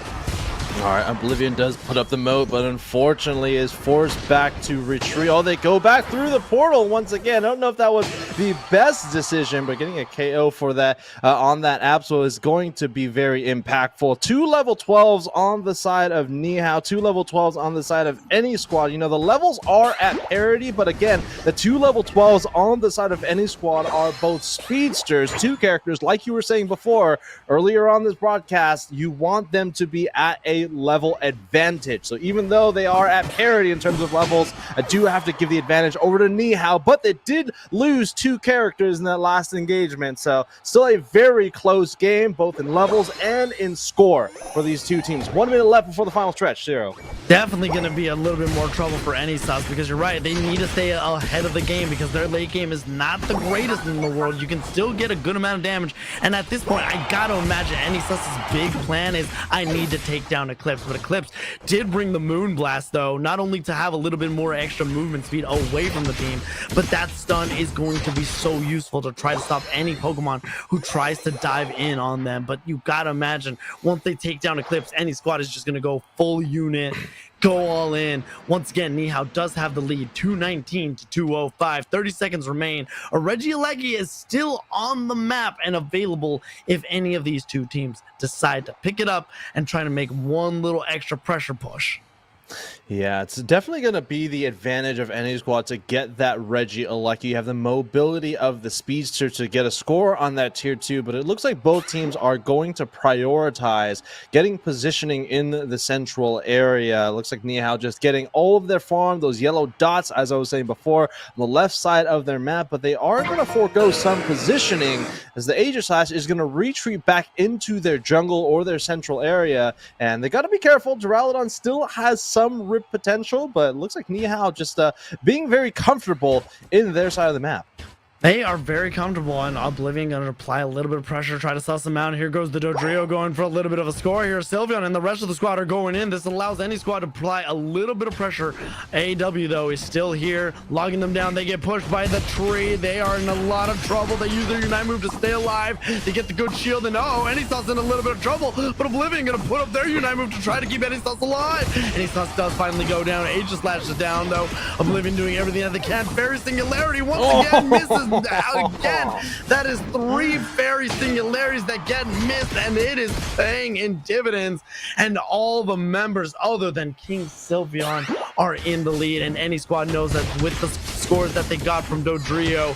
They are in the lead. They were given that it's close battle, but you got to imagine Keo right now is going to go off, find the way to score, and get some more points for the squad. All right, Keo's going to take the long way around. I think the Elder Gods did get some vision on the Dodrio. The Gardevoir is going to jump on this tier 1 goal zone. There's a Diggersby on the field. You don't see that one very often. Yeah, I was like, wait, what? Yeah, looks like Eddie says this is going to go for a score on this tier 2 goal zone. But let's take a look at the Rayquaza. What's going on in there? Oblivion is going to get a KO on the Wigglytuff. Already brought down to less than 50%. Rinkaku is going to try their best to crowd control the enemy team here. Here comes the Secure. And I think that one goes over to Nihao, of all things, missing all of their fairy singularities, but is able to get the most important objective in the game. I don't think, though, this is going to matter, as the Gardevoir most likely has lost their shield. And sometimes when there's a Ray, there is not a way. As Nihao able to pull that Rayquaza away, not able to get any scores off. And Nihao is going to be saying sayonara to this event, as any squad is going to be moving on. That is so unfortunate. I mean, those fairy singularities were just not landing where they needed to be. It just always found absolutely nobody. It was a ghost town when they landed. But man, the way Eclipse was able to secure that, I want to say it was like the Moon Blast that finally did it for them. But you're right, the rest of the team was down. King Sylveon, they lost theirs to Anysus, and the rest of the squad just jumped on Eclipse. They had no shield, and with everybody else down, that was all she wrote. Yeah, it's one of the advantages for playing lots of speedsters, right? Not only are you able to pressure the enemy team's backline very frequently, but you're also able to get those scores off to bring the score lead over to yourself. I mean, look at how close the score lead was. So all these small scores by the Dodrio definitely applied the pressure on Nihao to make the first move here. And well, one of the things that we haven't talked about, I guess we were saying it throughout the game, but try to hit a singularity, maybe on a single target. You know, I feel like that's the thing, right? Like, Fairy Singularity is such a good Unite move. To be able to like stop a Pokemon from moving and you can really converge onto it is just so good. And this was a different Nihao than we had seen prior. They were a lot more aggressive. The score, like you said, was just very on par throughout the game. They were never really behind. They did not get the levels that they probably needed and or wanted when it came to Absol, but it still was a lot closer this time around. And again, their secures have been absolutely amazing today. I gotta give it to Nihao, but they were just unable to capitalize. They did not have the numbers, and due to the speedsters being able to chase down these slower Pokemon, they just had no chance to try to take advantage of those shields. Yeah, of course, attackers like Gardevoir do really poorly into a lot of speedsters on the opposing team. But one of the things about speedsters is that because they are so highly mobile, they are typically not standing next to each other, right? And so these Fairy Singularities do really well in team compositions that love to stick really close to each other. And so if you're not able to land, you know, your Singularity on even a single target, getting multiple targets, as we saw in their set against Yellow Bingo, is going to be even more difficult. And of course, you have a character like Duraludon, whose passive ability Heavy Metal is basically like a free full heal. So even getting it on the Duraludon that can just freely walk away from it, if that Heavy Metal hasn't been procced, it's going to be hard. It's going to be hard to get away from that. But you know what's even more difficult to get away is that I don't want to leave. I don't want to go anywhere. But guess what? We have to take a little bit of a timeout. We got to take a little break. Maybe rehydrate. Especially here in California, it's been a little warm lately. But we're going to rehydrate. We're going to take a quick little break. We will be back with some more Engage Master Series here on the Unite Battle Hub. Don't go anywhere.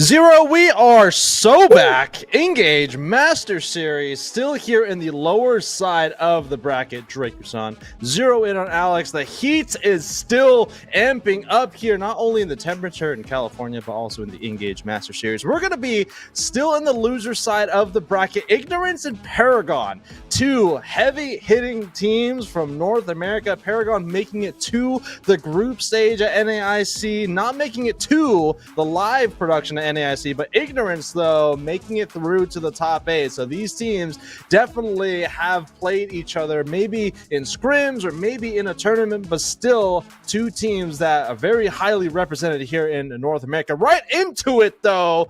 Game number 1 here, Zero. Any, predictions going into this game? I think Soup Chef is going to do a great job on probably a Crustle and or Defender, and I think Elmo Girl, she's going to be absolutely dominant on any attacker that she gets her hands on, because I truly believe, I saw Ignorance live at NAIC, and listen, they don't call me the Hispanic Heat for nothing. Nobody calls me that since college, but since then, I predict that there is going to be a lot of great action from these teams. Protein Shake was still arguably one of the best names in the Pokemon Unite scene. I refute, and honestly, I'm excited to see what these teams are able to bring out today. Yeah, looks like Ignorance has picked up a couple of subs for their team. Again, Elmo Girl is one of the carry attackers for E-Kittens, Muck's team, from also making it pretty far in the final stretch, by the way, in day number 2. I think that's Johnny Noms as well, filling in for one of their roles. Soup Chef is going to be first picking that Umbreon. Looks like Slowbro is going to be the first pick option or defender option for Paragon.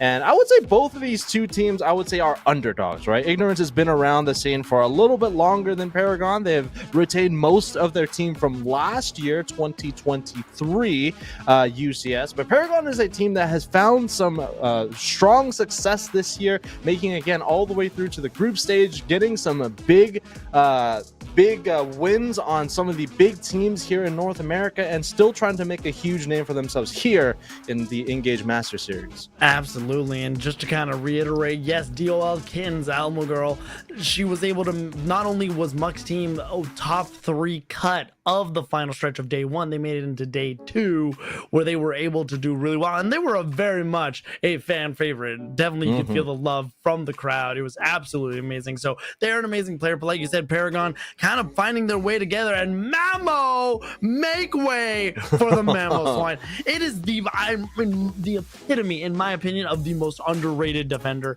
It does not get enough love lately, and it can have some really good placement into the meta to slow things down a little bit. Whether you go Ice Fang or Icicle Crash, both you just kind of slow the game down a little bit. Yeah, unfortunately, though, one of the things that deter a lot of teams away from Mamoswine, it can slow the enemy team, but it is a rather slow start to get to that level 9 evolution, right? It needs a lot of experience to get not only its Unite move, but to get that 3rd tier evolution from Piloswine to that Mamoswine. Again, getting that evolution at 5 and 9 is very difficult for a character that doesn't have as much impact in the game, right? We were talking about Garchomp earlier today, how they wanted to buff this character because it requires so much experience. It should have that much impact at the later stages of the game. I feel like Mamoswine just doesn't have that same amount of impact. I mean, I think it needs the love that other Pokemon have gotten. I mean, just take a look a couple months back. I mean, it's honestly a lot more months back. When Blastoise got reworked into level 7, so did Venu, Charizard, the Kanto Stars got reworked. And I kind of think that Mamo needs that kind of attention or love. Or you go the Garchomp route in where you keep it at level 9, but you gotta be able to make it worthwhile versus just letting it be level 9. And it's good, but it needs to be able to make an impact. You gotta get enough effort out of it to be able to consider it worth it, because level 9, especially with EXP share, is going to be a little bit trickier. It needs to be able to have a good payoff. Yeah, it has some pretty strong early game pressure from level 1 to level 5, but from level 5 to level 9, whereas a lot of other characters are getting more tools in their kit, I feel like Piloswine getting to that Mammoth one is a lot more difficult because you had really strong early game pressure, but at level 5, when everyone's getting other tools, Piloswine is kind of left in the dust. Right, and it falls behind, so people tend to deter from it. I still think, we've seen in Asian regions, they really love Mamo, and if Mamo ever gets some buffs, they will be the first ones who already have the experience under their belt. But let's get into game 1. Ignorance versus Paragon. Elmo Girl gonna be on the Dodrio, gonna be able to get their stacks. Early rotation from Paragon though. Scribblenaught in a little bit of trouble, and that is a huge assist coming to the side of Magikarp for Silent Rain. Yeah, Scribblenaught is going to get scrubbed in the top path as we do see Silent Rain. Take a look at that effort gauge, Zero. Already well past 75% on that effort gauge. Really close to that Gyarados evolution. They're going to whittle this one down so they make sure to get that Magikarp all fed as they do get that evolution through the effort, but also getting that level 5. It doesn't get a power spike at level 5, but again, the further along you get your Magikarp before they become a Gyarados is always going to be to your advantage. And we might see here, Zero, a level or a Gyarados at the 850 mark. I love to see it. Silent Rain, that big KO assist is huge, and now Scribblenaught's going to be in a little bit more of a trouble there. They still got the 3-man push up here. Paragon putting a lot of pressure now. The Mew throws on Water Out. Ellie right now is looking so good at level 5. Just in general, Paragon is looking real good because, again, Ignorance needs some of these levels to get their Pokemon. Umbreon is still not active. Dodrio's still not active. And Water Ellie over here just putting on the pressure. And Soup Chef and Elmo going to try to converge a little bit, but Water Ellie not going to allow that to happen as they're able to get a good knockout onto the Doduo. Wow. Nice eject tech there coming in from Water L. They're going to go ahead and head on through the portal, get some healing back before they re-enter through that portal once again. And Paragon really trying to apply some pressure in the central area of Ignorance, really depriving of this Dodrio to getting that level or that 2-stage evolution. Just now getting to become a Dodrio now at level 5. But if you take a look at these levels, like we were talking about before, Speedsters want to get ahead, and right now this Dodrio is just a little too slow getting behind. That speed gauge cannot fill up fast enough, but this allows Paragon with the slow level up of Mamo to kind of find its way here. They're being absolutely aggressive, getting good scores amount in, and level-wise right now, Paragon has the lead in score, levels, everything. Ignorance needs to find their footing if they want to still remain viable in this matchup. Slow start, but they could have a very strong finish. Yeah, Slippy now getting to that level 7, getting access to both of their abilities now. 2 more levels till they become a larger pig in the bottom path. It looks like right now Paragon really applied some pressure in that bottom path, but now have rotated to this top path to again continue applying pressure on other parts of the map. Scribble not going to be really careful not to get scrubbed once again in this top path, down to 50%. Don't know if they have a focus ban, but it looks like they are going to be taken down here in the top path, and Paragon showing that they can apply pressure but also insulate when they need to. As soon as they say that, Commentator's Curse going from way downtown, Cramorant getting that KO though. Silent Rain definitely making some noise here in the top path as they do get a KO on the Cramorant in revenge of losing their own attacker. They are just looking so good right now. They're a hard-working machine, and Ellie and this Sylveon have been working together. They whittle away, get the special defense, drop with Hyper Voice, and then they just go absolutely in, and everything is in control for the side of Paragon. Level 10 Sylveon and Gyarados. Ignorance going to try to apply pressure on this Regieleki. That is their main target, though. Big bounce to find a little bit of safety, but the rest of the crew is here. Paragon is here. Regieleki taking a lot of damage down to the last 10%. Solar Beam, but Dragon Breath is better, apparently. That hot breath apparently is better than the power of the sun, and pressure's going in. It is left at 22-16. Still remains on Regieleki. It finds its home, and a big 40 to get that 34 over dunk. Looking pretty good.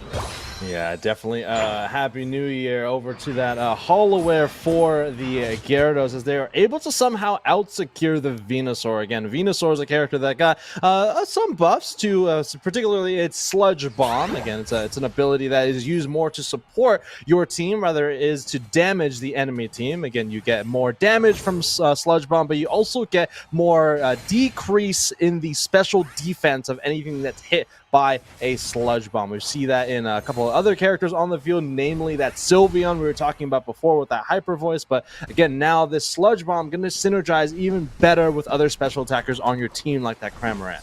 The things are looking real good. Mammo's level 9. Here comes the Fairy Frolic, gonna go all in. Will going in, trying to take down this Cramorant. Cramorant's in big trouble, and they get absolutely knocked out. And a Reggie Steel just looks like a sweet price of free 99. Duitos, though, gonna be able to get to level 9. They are ready to go. They get the Reggie Steel. They're gonna back off. They realize, hey, we don't need to take this on right now. But Hoopa is gonna transport some members back to the top, and this is why Hoopa is so valuable for the side of Paragon. They can move up, down, the aggression is there, they have all the towers. So not only is Hoopa just a good Pokemon in general, the viability right now, having all the towers up makes it that much more dangerous of a Pokemon to have.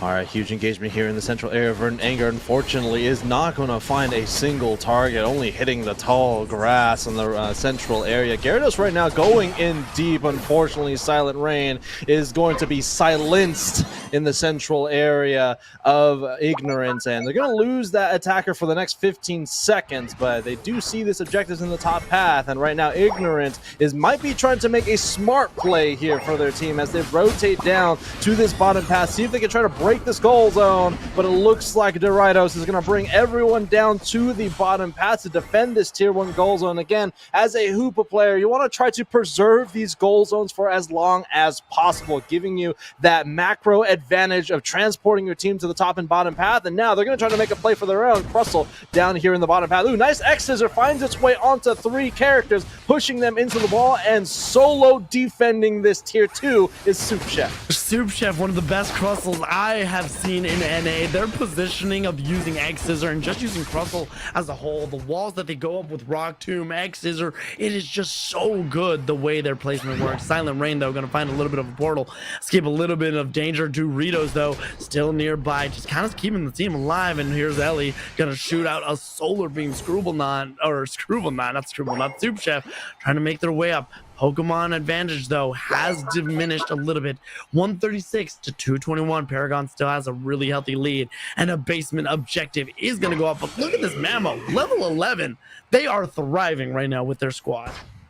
Yeah, that Mammoth went at level 11, 1 level off of the primary attack damage dealing characters on the side of Ignorance is definitely what you want to see. And Ignorance is going to go for some small breaks on both the top and the bottom path, breaking that goal zone on the bottom path rather small. Same thing with the top path with that split score from the Dodrio. It's going to bring the score lead to about 50 points. It's actually 50 points exactly between the two teams. So definitely a 1 score lead by Paragon. Not a huge difference to make on the side of Ignorance. Paragon, though, does have a level 14 Sylveon, and they know how good they must feel with that Calm Mind Hyper Voice combo. They're just kind of poking around, because if you try to approach Sylveon, the rest of the squad will be there. Paragon has to feel pretty confident in their ability, though. Dodrio gonna try to find somebody in the backline. Mammo just kind of searching around. Nobody wants to be the first one to make that move. Ignorance, though, is behind, so they're gonna eventually need to make a move, but here they go. Soup Chef going in against Sylveon. Rubble Rouser coming out, though. Mammo right there with the Ice Ring to counteract that. Now Gyarados looking underwater, looking for a target to find. They finally find Soup Chef. Soup Chef still staying alive, and here comes Scribblenauts with the Moonlight Prance. Gyarados is in trouble. They use the bounce. Dodrio's there to try to parry them up. Then their Silent Rain just trying to stay alive for their team. They're finally able to take down the Dodrio. Electro Ball, Gatling Gold Missile, though, going shoot to whoop, and they finally take down for a 34-second cooldown. They are going to be visiting that Pokemon Center for a while. Teams are going to need a reset, though, but right now Paragon still looking pretty healthy. Yeah, no Unite moves for either of these teams. So they are going to go for a second re-engagement. Again, Ignorance has gotten the notification that they are down by a significantly or a small difference to make, right? 50 points still between these two teams. Umbreon is going to try to go for a score in that tier 2. Mew is going to find them. And rather slow rip here on the side of Ignorance, but they do have a really solid securing option. Unite move coming out of the Hoopa goes into that unbound state, trying to bring everyone to the central area. That is going to make it a lot easier to take this one off of the map as Paragon loses their Gyarados. The Rayquaza looking rather strong here, still 50% or more for the big green dragon in the central area, and it looks like they are going to stay standing here. They're going to try to get this down here, but it looks like the health that they get the latter half of the game is going to hold on strong. Hoopa, the only one left here alive in the central area, and game number 1 going over to the side of Paragon. Just such a great matchup. The way they handled that was so good. They were always just kind of in position,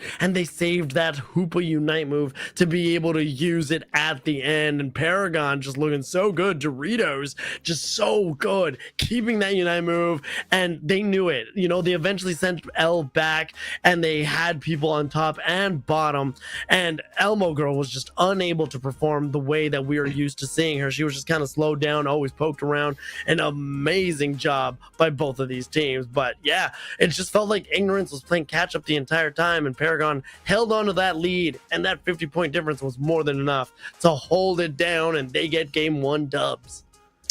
Yeah, I mean, this is what happens when you prioritize that top path, right? It was an all-rounder versus a speedster, Magikarp versus a duo in the top path. Both of those two characters not having the best, I would say, early game. You know, they both have really strong last-hitting options, but their auto attacks just not really doing a whole lot of damage in the early game. And you can see what happens when one team really prioritizes that top path, whereas the other one doesn't. That duo really struggled throughout every stage of this game, whereas this Magikarp evolved into that Gyarados even before the first neutral objectives, quote unquote, the Swablu and Altaria spawned on the field.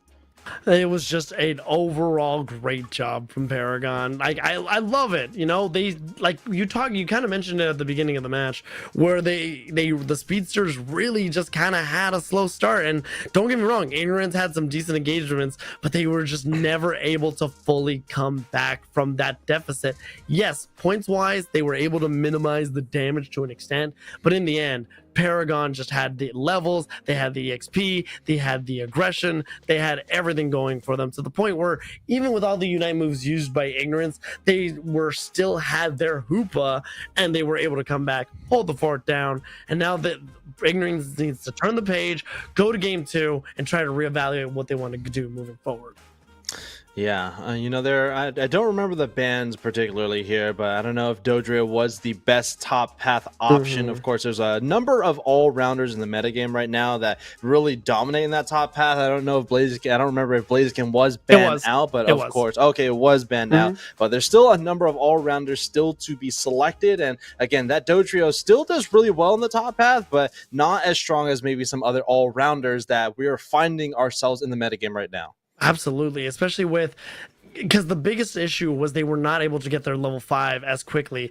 Paragon, they sent their Pokemon up and they had a big push. On top of that, something that we keep forgetting, how big that assist knockout was to against Screwball. You saw it at 850, they had their Gyarados up and ready to go. From there, it was just a tear, and they just could not find their footing to get back in. But I gotta imagine Ignorance is not a team that's going to go down that easily. They're going to turn the page. They're talking to each other right now of what they want to do moving forward, and I gotta imagine that in game 2 they're going to be a little bit more apprehensive to what Paragon is going to bring to them. Yeah, one thing that we've at least I've known Ignorance for since I've been casting them for the last 2 years or so is they're also very much like Nihao earlier on today. They do bring some very unconventional picks. Some things that I remember in recent past is like an EXP share Espeon. Don't think that would be very impactful here, but a character I know Ignorance for is a Tyranitar.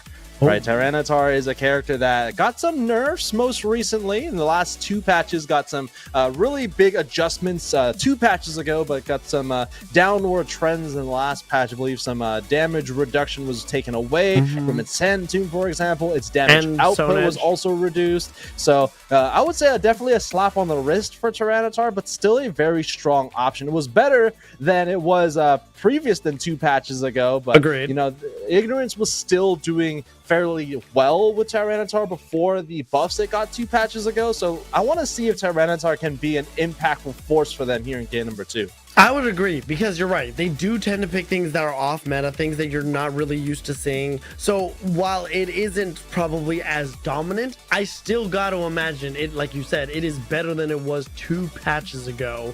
So I think it could still find its way in the meta. We haven't really seen it, but again, the question is going to be asked, do the resources that you put into the Tyranitar, will it pay off in the long run?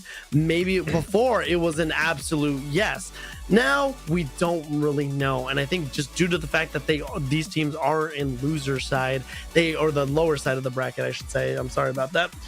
They don't want to take any risks. But right now, I mean, Ignorance with 1 game away, this is their time, right? This is the time that they can make that adjustment. Maybe they go for it. What do they got to lose? Man, look at this confidence on the side of Paragon. Still one of the best characters in the game, but also one of the most volatile characters in the game with some very unique counters. We do see Phalanx being the first pick option for Paragon, and Ignorance immediately going to what I assume to be an E-Speed Lucario. Absolutely. I mean, we saw this at NAIC. It wasn't Elmo Girl in the pilot seat, but it was OG. Just, this is what I truly believe, and I will stand on this till something changes my mind. But Phalanx is one of those Pokemon that, yes, it is very strong, but if you pick it first, you're allowing the opposition to completely counter it. A Alolan Ninetales, which you would wonder why, it doesn't matter if you freeze a Dink or a Donk, it gets frozen as a whole, which is a big problem. And as you've seen with Lucario E-Speed, it just keeps getting the resets over and over again, no matter what part of Phalanx it hits. So this is where you have to be a little bit careful, and why I still believe that Phalanx, while an amazing Pokemon, probably one of the strongest, we saw it at NAIC, had an over 60% win rate when it was chosen, but it has a lot of counters if you pick it first.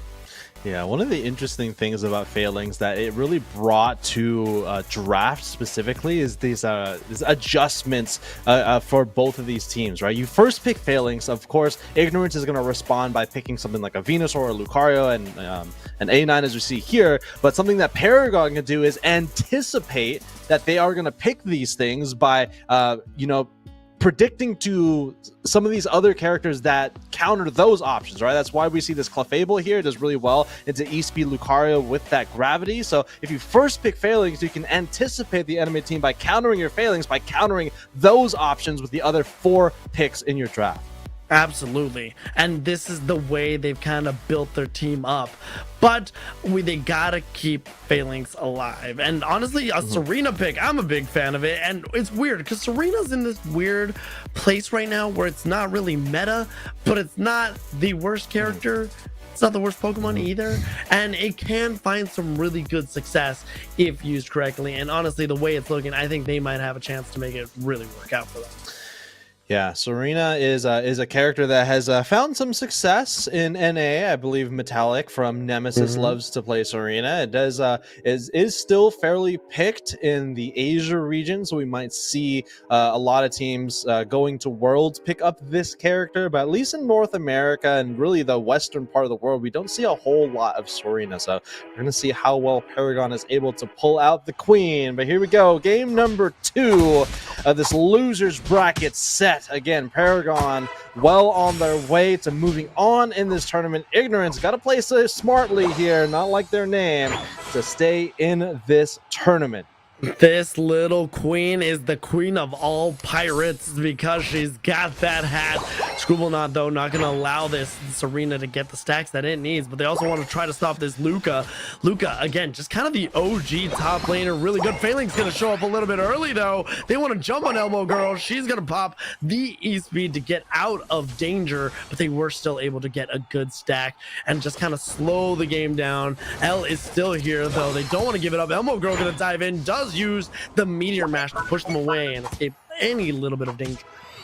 Yeah, one of the advantage of a character that does not have an evolutionary line like this Phalanx is you can gank or rotate to a path rather early on. Again, I believe they gave that blue buff to the Sylveon on the bottom path. We can't see them there, but it looks like the Phalanx rotating down to the top path. Mimikyu up into the top path, and let's see what they decide to do here. It looks like Paragon is going to forego the central area Swablu and Altaria, giving that over to Ignorance, and now Paragon moving in on this bottom path. They've just been so good with this Sylveon being able to maintain control, and they're kind of doing it again. They're gaining all this EXP. Protein Shake going to pivot all the way to the bottom, and now they're not the highest Pokemon on the squad, or they are for their team, but they're on par with the Luca. Meanwhile, Steenie going to be able to get a good amount of EXP. Screwball though, just trying to keep things here, and this is what the Lucario needs. They need their stacks. Once they get fully stacked up, they're going to be ready to go. Silent Rain going to head into the central area, get a little bit more EXP. They do opt to go for Stomp, which I don't disagree with necessarily, but I think overall the healing that you get from Stomp is decent, but I think you can do a lot more by diving in with Triple Axel. But both movesets are really viable right now. All right, looks like the Clefable is going to be going down here. This is going to be an Iron Head and no retreat on the Phalanx that Waterell is picking up as the pilot of this character.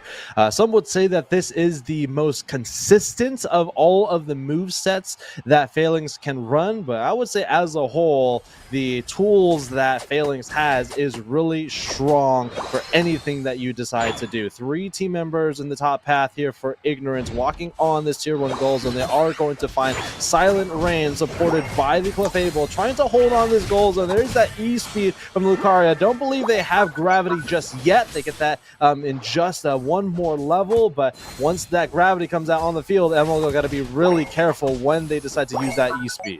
Absolutely. The last thing they want to get is get caught on a gravity, get taken down, especially when you try to overcommit. So that Phalanx is going to need to stick with Doritos to just try to stay alive. Registeel is being taken down. Meanwhile, Silent Rain and Doritos are trying to do everything they can to hold things down, but Elmo Girl wants to get another stack. Registeel buffs are going to be huge for this squadron here, but the Fair Frolic comes out, takes down A9, and now Elmo Girl needs to run away. This Sylveon has been the thorn in their side. These Hyper Voice and Protein Shake says, play with me, we need to stop this right now. They do get the Sylveon, the Mimikyu is able to get the Sylveon, able to get 2 more, and then they're just kind of sticking around. Protein Shake looking real good right now. Unite move coming out. Nobody able to get good points. Good KOs for the side of Ignorance. A character that we did not talk about earlier on in the draft is this character Mimikyu, that in itself also counters Phalanx because you're able to get those Shadow Claws on multiple of the troopers and of course the head at the brass, and also getting reset on that ability itself. And so Mimikyu is a really strong counter to Phalanx. I know personally because I do play a lot of Phalanx myself, but it's a character that has been fairly quiet in the metagame but has found itself on the receiving end of a number of buffs to all of its primary damaging abilities. Top path here, still a fight going on. They have lost, but actually they still do have that Registeel buff on a few of those characters, so still trying to vie for positioning here is both of these teams. Queenly Ascend's going to bring up that Mimikyu. Play with me this time, says the Queen, as they do take out the opposing teams all around her.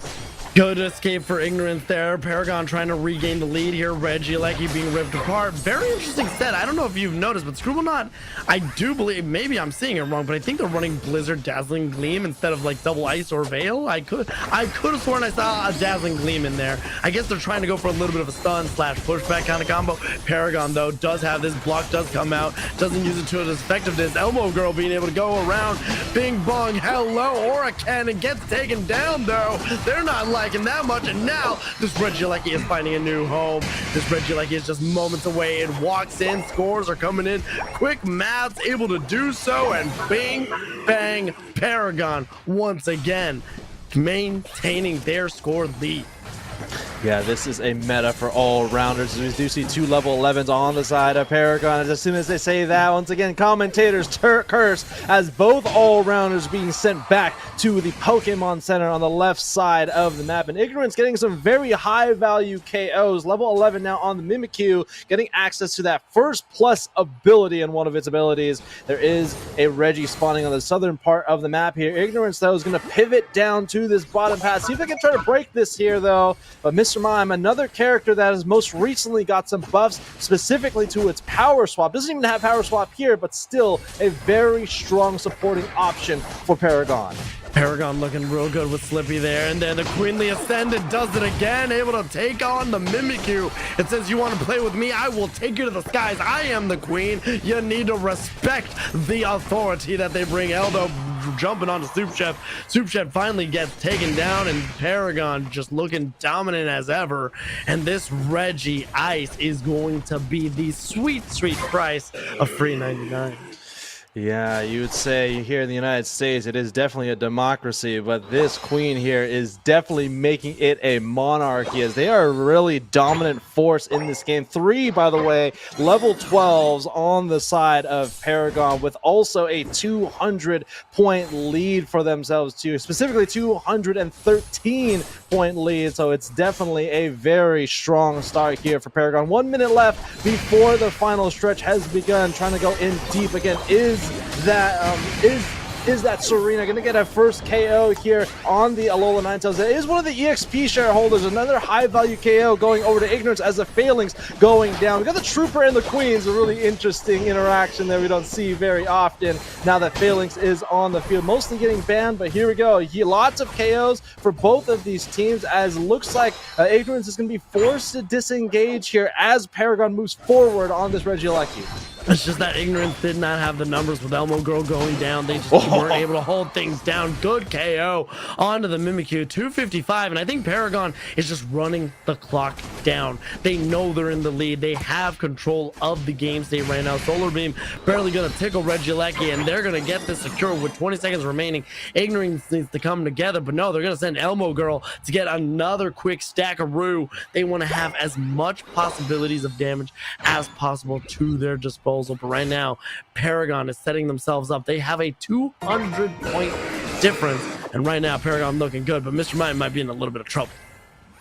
Elmo Girl's going to use that elite speed to get a little bit of damage off on the Mr. Mime. Not going to matter a whole lot as being supported by the moonlight of this Clefable. Look at this strong positioning here by Paragon in the central area. Of course, they do have the Solar Beams flying from this Mew, but it is a very low level Mew, only level 11. It is actually being paced here by your EXP shareholder, that Alola Ninetales. So definitely not what you want to see for a character that has definitely received some nerfs in the most recent patches. All right, a little bit of a reset here. Ignorance needs to make a move. 118 still going on. And finally, a big KO onto the Mew was Phalanx. Didn't even get to see it. And the Queenly Ascendant is going to be able to knock out Scuba. Scuba not going to go for the Snow Globe. It does not rain. It does not pour. Fairy Frolic comes out. And then Elmo Girl just trying to use Ellie as a means to stay alive. But that is everybody down. Come on and slam. Welcome to the Space Jam or the Paragon Jam, because everybody was taken out. Mew going to try to get in there, try to sneak in. Oh. But no, luckily that might have been a little bit of a scare there, but no, Paragon gonna cleanly, quietly, and aggressively just take this 2-0 victory and a good dunk. But unfortunately for Ignorance, this might be the end of their road, as this is again double checking. It is losers bracket, so Paragon 2-0 victory over Ignorance. Level 15 on the Serena going into the last 20 seconds, last few seconds of the game here. Normally, in a normal bout between two armies, the Queen would send its soldiers in, but they definitely took a page out of Thanos and said, I'm gonna do this myself, as they are definitely the MVP of this game, finding every Unite move as it needed on the exact targets it needed to. And Serena, definitely not a pick you see very often, but a very impactful one for Paragon as they move on in today's Engage Master Series. Just a overall dominant performance by Paragon today. It makes you wonder what was in their breakfast cereal this morning, because they just came out swinging. L and Silent Rain together were just so dominant together. But man, oh man, again, Doritos just kind of kept everybody alive. Slippy, I mean, when you look at the team for Paragon, they don't have an innate defender, right? Like, this is something that I saw LG do a lot at NAIC.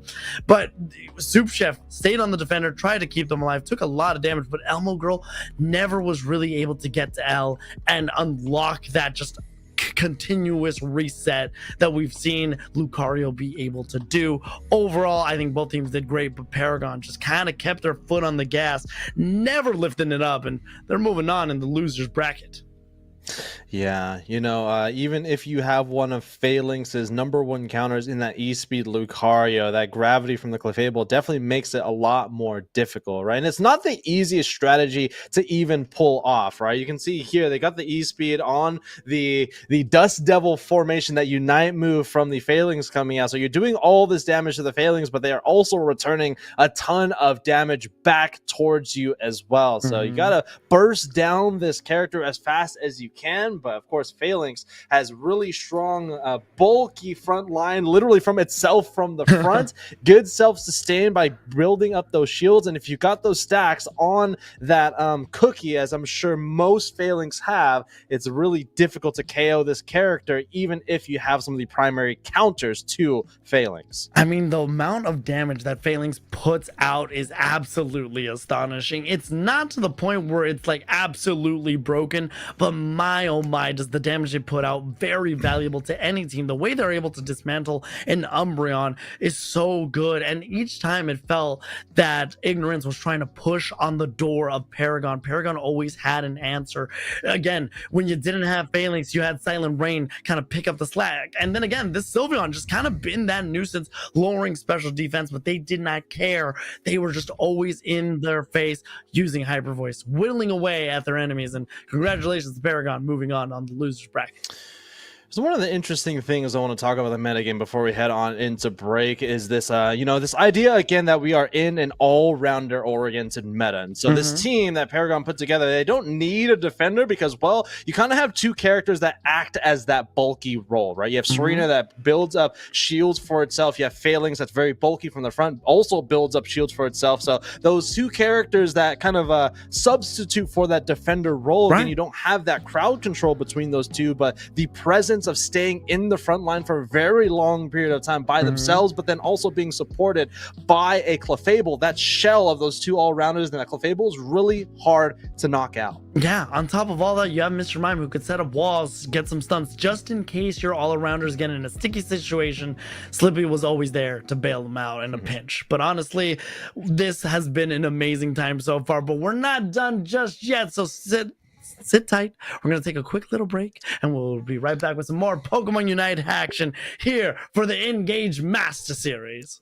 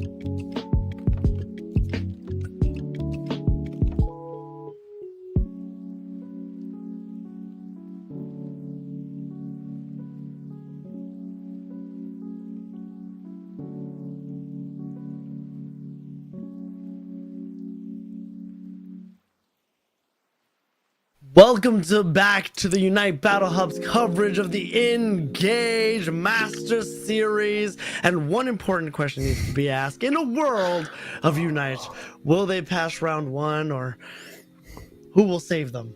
Maybe a hero?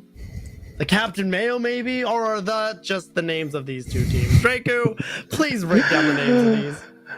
We will pass off first round question mark. I think the most important character in that line is definitely the question mark, and I think we have definitely answered that question because they did move past round number 1 on the winner's side by bringing down Brave Birders, another heavy hitter in North America, but unfortunately losing their round 2 matchup. They have found themselves in the round 2 of the loser side here against Captain Mayo, Captain Planet, and friends. The other question we must ask, Zero, is if mayonnaise is in fact an instrument. We will see if this draft is going to be instrumental for one of these teams. No, this is Patrick here, clearly. And Umbreon and Leafeon not going to be allowed into this party, but more important, Captain Mayo, he's a hero to your sandwiches, probably. As Luca is trying to decide who they want to take, Eldegoss being a first pick, not necessarily the most traditional thing, but having a support early and often is going to be good. A couple names here that we do recognize is Gecko Kami, Yutao, Shelvin, kind of some hodgepodge teams going on right here. Yeah, so definitely teams that have faced each other in the EU. So this is going to be a matchup between EU friends and or rivals on either team. Both sides very conventional bans, very conventional picks, as most drafts are. We do get to the more interesting stuff once we get to the last 3 or 2 picks here. And do we pick a Sableye? That would be definitely a very fun pick, but no, we're going to go ahead and retreat back over to the tree, as it is still one of the best defenders in the metagame. I mean, I love me some good time with Trevenant, and Trevenant's still just so good. Gecko Kami going to be trying to lock that in, and they also pick up a Cramorant. Cramorant still just being one of those lead-off attackers, obviously, for Captain Mayo and friends. They already picked up Sylveon, so the next best thing, you got to go in and Blastoise, finally seeing some love for the guy he did get recently nerfed about a patch and a half ago, but he is still very viable, and it still can be a positive force in the top path, especially with Surf. You still get him if you can get him to level 13. You still get some massive shields if you hit a Pokemon with Surf. That being said, though, we'll see if they're able to be there in the first place. It is going to be most likely a variant of Hydro Pump Blastoise, if we do see that Muscle Band being the one of the held items of choice for Igloo on their non-ice type Pokemon, by the way, because Igloo is ice thing, you know. But here we go. Solonir, Solo, and Y is going to have a very impactful pick. I would say impactful, but fairly conservative, I would say, as we do see 5 special attackers on the side of Captain Mayo and friends. Captain Mayo and special attackers, might I add. So like we were saying before, that synergy between that hyper voice from the Sylveon is going to be very strong for every single team member on the side of Captain Mayo. The question is, do they opt to go for the hyper voice to get that special defense drop, or do you try to opt to go with the mystical fire, because you could also lower the special attack of the opposing Cramorant, Mr. Mime, Eldegoss, and Chandelure. So you could go either or with this. Obviously, in terms of movement with Cramorant, you could go mystical fire to kind of catch up to them if that was your choice. Versus hyper voice, it's going to be a lot harder to land on Cramorant, but you would have a better time hitting other Pokemon with that. So again, you're kind of in an interesting position right now, but either or, I think both sets for Sylveon are going to work out absolutely wonderfully. Yeah, I do really like that you brought up that point about the other moveset of Sylveon, right? Sylveon does really well, not necessarily as like a carry Pokemon, but it also kind of supports your team in 2 different ways. The thing that you mentioned is that reducing the special attack output of the enemy team, supporting your team by bulking up, quote unquote, their defenses by reducing the special attack of the enemy team, but also reducing the enemy team's defense if they decide to use that hyper voice. So it's going to be interesting interesting to see where the Sylveon likes to go, but nonetheless, still a very strong attacker supporting your team by reducing or enabling your own team members. This is very interesting. They decided to opt to let Cramorant take the Xatu, and they're just going to let the Chandelure, and Luca going to head on over, kind of predicting him, able to go in and gets the leafage off. And now Tanzim is in a little bit of trouble because now they have the blue buff and red buff might be going away to them, but no, they are able to get it. Now Luca's in a little bit of trouble. They did opt to go for the Mystical Fire,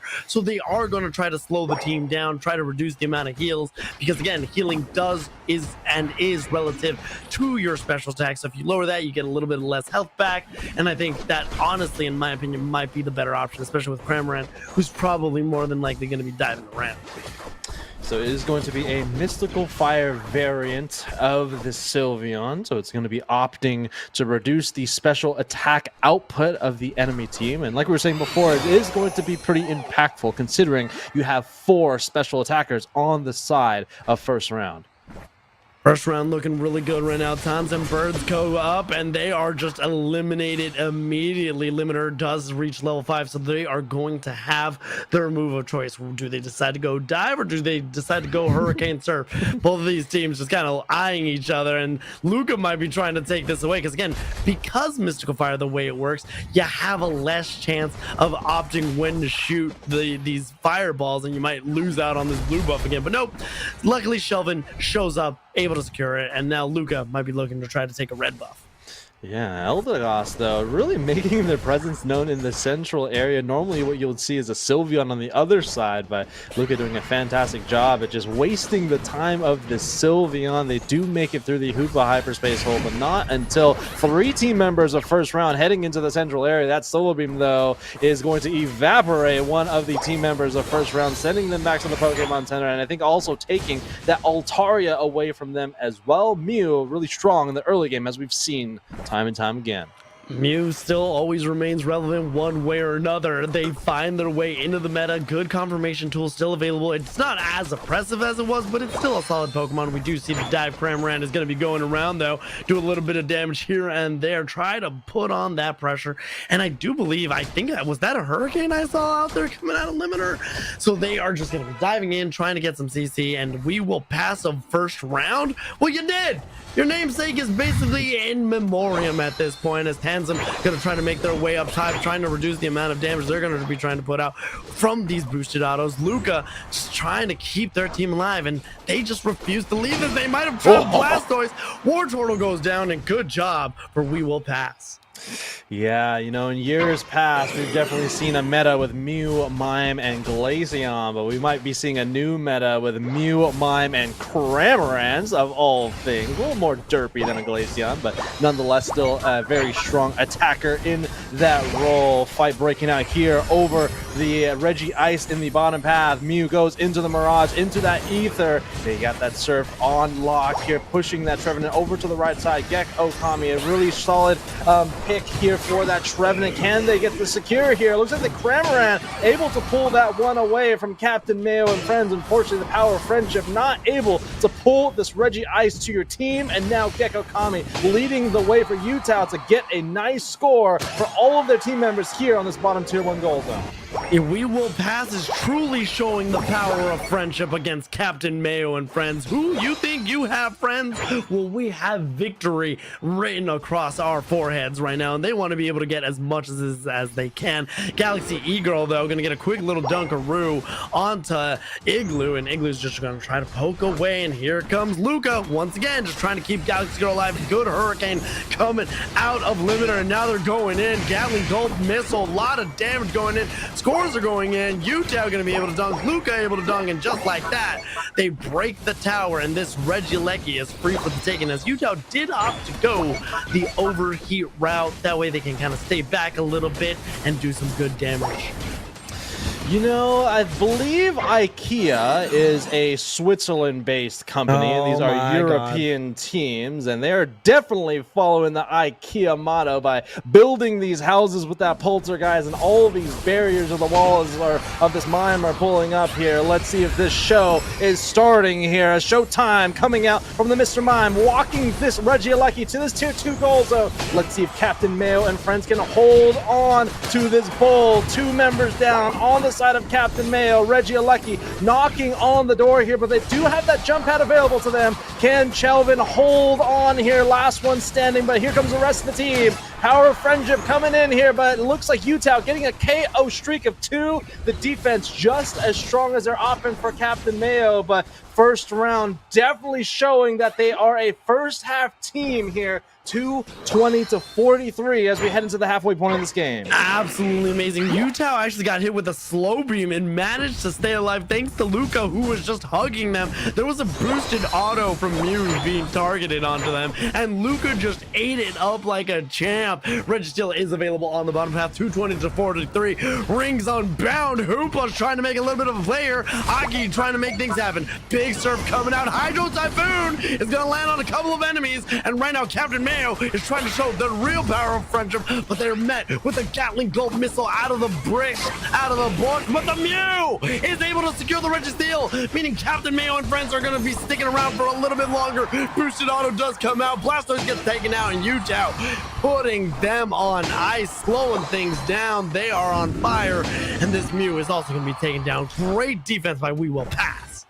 Yeah, first round did lose that Registeel over to Captain Mayo and friends, but they were rewarded in a number of KOs. I believe it was almost a complete ace on the side of Captain Mayo. So even though they did get that global experience, they handed that all over to the side of We Will Pass. And it looks like they might be taking a book from Gandalf as well, because they definitely did not pass in that one. But here we go. We got another engagement here. 3:15 on the clock. About a minute left before the final stretch. Unite move coming in from the Eldegoss. Kind of a late Unite move, especially with your Tier 1 goal zone still up. They do not have those Indeedis, so it's definitely going to be up to the pace of Captain Mayo and friends to start this Rayquaza when it starts in a minute.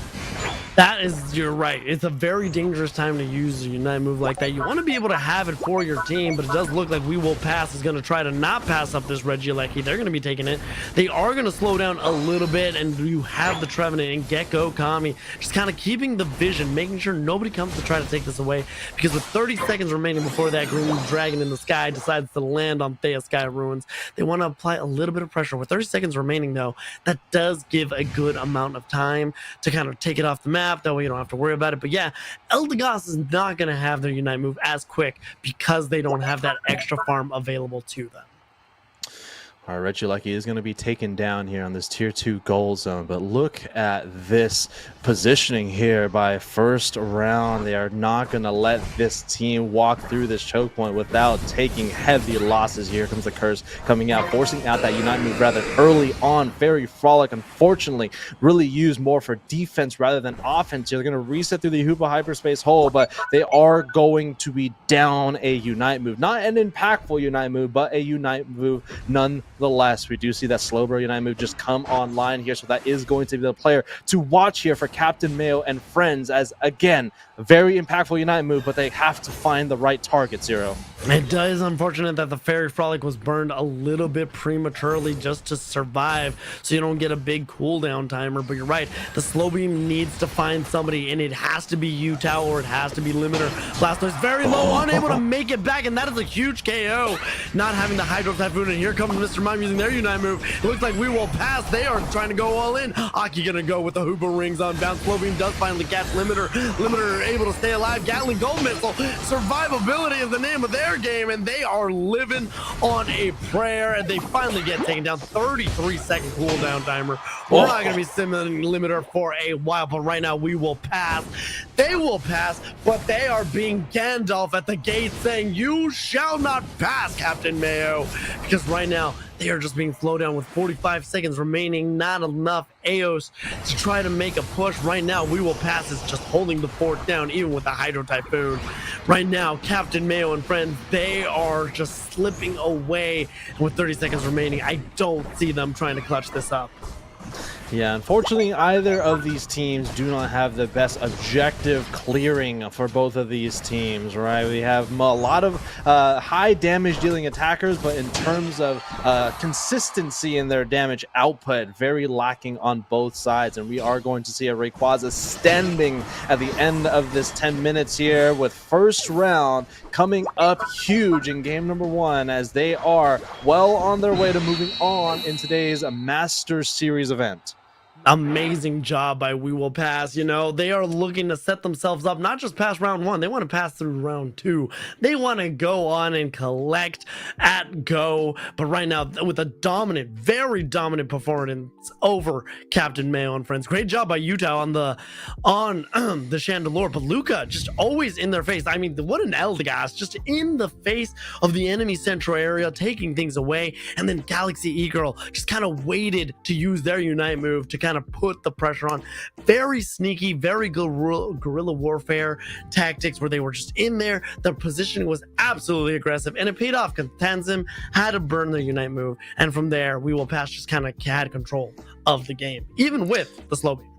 Yeah, special attackers dominated this game. 9 total special attackers among the two teams. You don't see that very often, but definitely a ranged warfare, if you ask me, Zero. But, you know, going into this game, I definitely gave the advantage over to Captain Mayo. We were talking about that Sylveon. It was a very extended conversation we had about this Sylveon, but that synergy didn't even matter because the amount of damage that Utah was dealing in that mid-range just did not allow that Sylveon to stay on the field for a very long period of time. I know, and you would think that with the Sylveon reducing the amount of damage, it would have been a bigger play. And I don't think that the Mystical Fire was the wrong play in any sense of the word. I think the mindset was there, but Utah just always stayed at that mid range, and they had backup with Galaxy Girl, and they had Cramorant there too, and they just never allowed Utah to get hit with those reductions of special attack with the Mystical Fire, and they were able to maintain control all the time. This is where things really started to move. You would think they went with the hyperspace hold. Eventually they're able to get the Registeel, and they really wanted to make a stand here. This is where I think the rest of the squad really wanted to make a moment for themselves where they could push back. They realized we're getting closer to the end, we're not doing so well, we needed to make a push, but We Will Pass, just so dominant, able to take down this Blastoise. Blastoise was not a threat like I think Captain Mayo wanted it to be. Yeah, conceptually, the Sylveon pick with Mystical Fire does really well again into the enemy team with 4 special attackers. But I mean, if you look at the totality of Captain Mayo and friends, their team composition, it's very passive across all 5 team members, right? So I would actually much rather them go that Hyper Voice build, because you have, you know, 2 defenders and a supporter on your side of the field. Again, one of those defenders doesn't have an experience share, but still lacking significant damage in, you know, across your team is definitely not going to be to your advantage, right? So I would much rather them go that Hyper Voice build. Still a very strong team composition, but the amount of DPS was very lacking on their side. Right, Hyper Voice. I've always been a Hyper Voice believer. Yes, Mystical Fire has its place, but then you have to also build the rest of your team. And when you don't have that damage per second, for those of you that don't know DPS, but if you don't have that, you're just kind of whittling away, but you're not really able to have a powerful enough follow-up. So yes, Hyper Voice can do that DPS. It shreds. It also then forces the enemy to kind of retreat, right? Because with Mystical Fire, they, you know, if a squad is there, each member can soak up, because again, you're not aiming these Mystical Fires. Versus Hyper Voice, if they try to approach you, you're just whittling away and you're lowering their special defenses. And since you have special attackers, you then have teammates who might not have the DPS but have good moments that they can follow up and get a good amount of KOs. Yeah, I also do really like the Poltergeist selection by Utah on their Chandelure. It just makes that Sylveon's job a lot difficult trying to approach the backline with the Mystical Fire. So you really have to invest a lot just to even try to get to that Chandelure in the backline. Not only do you have to avoid all the furniture in the room, but you get slowed by just standing in that square box that Chandelure puts out. But Chandelure is not just, you know, putting out that box and just standing there, right? You're still chucking out these very damaging fireballs into an AoE area. So it's hard to get to that Chandelure, but it's even more difficult when you have something like a Poltergeist stopping your way. it makes things that much more difficult, but that is in the past. You gotta turn the page. Captain Mayo and friends already gonna bow out the Phalanx, while We Will Pass just does not want this Leafeon. Leafeon is still very, very powerful. Even though it did get those Solar Blade reductions in damage and the Chlorophyll nerf, it is not substantial enough, and Aerial Ace Razor Leaf is still a very strong and very viable combination. And it looks like Utah doesn't even want to deal with a Sylveon, but no, Slowbro in the end, last second minute choice to get rid of that defender that can be problematic. Yeah, again, fairly conservative on either side here. I would say a Cramorant and Leafeon bans. I wouldn't say they're necessarily not warranted, but I think Sylveon would be a much better ban in my opinion. But again, Sylveon wasn't a very strong pick for Captain Mayo in that last team composition. But as we see here, first round is going to go ahead and pick up a very strong 2 first picks, both in consistency and their amount of impact they do in their respective roles, right? We've talked a lot about Sylveon. I'm sure we can talk a lot about this Trevenant. Again, a character that has been nerfed in the most recent patch, reduction in damage across the board, but has really paved the way for a more supportive-oriented Trevenant that we've seen most defenders flex into as well. But I say that, but I see this double stacking items on Gecko Kame. It leads me to believe this might be another damage-dealing defender, as we've seen with other defenders in the past too. Yeah, no EXP share in sight means they can do a decent amount of damage. They have the survivability with the Aeos Cookie and the Focus Band. I don't necessarily what? What? Oh my gosh. I was in this whole train of thought, and immediately I have never had this amount of whiplash. They are just locking in the green. Talk about 2 Pokemon that are absolutely annoying, and Aki going with the Sableye, and also the Green was not on my bingo card for this last setup. This was definitely not on my bingo card of what I thought was going to be going down. I thought, Sableye can be fun, but Green and Sableye on the same team? Wow. Definitely going for a more harasser-oriented team composition, right? We expect this the Sableye and the Green to be all over the map, wandering, scoring, applying pressure on the goal zones by getting those small or large scores off. But when you think about their team composition, right, you're going to see those 2 running around the map, but the core of this trio here, Chelvin on the Umbreon, the Blaziken, and the Mew, that core will most likely be staying together, whereas these other 2 are going to be wandering around the map throughout the entire phases of the game. I really want to see how these pair out, and Limiter needs to hurry up because they have an EXP share spoon. Espeon finally adding the incense right there at the very end, but my oh my.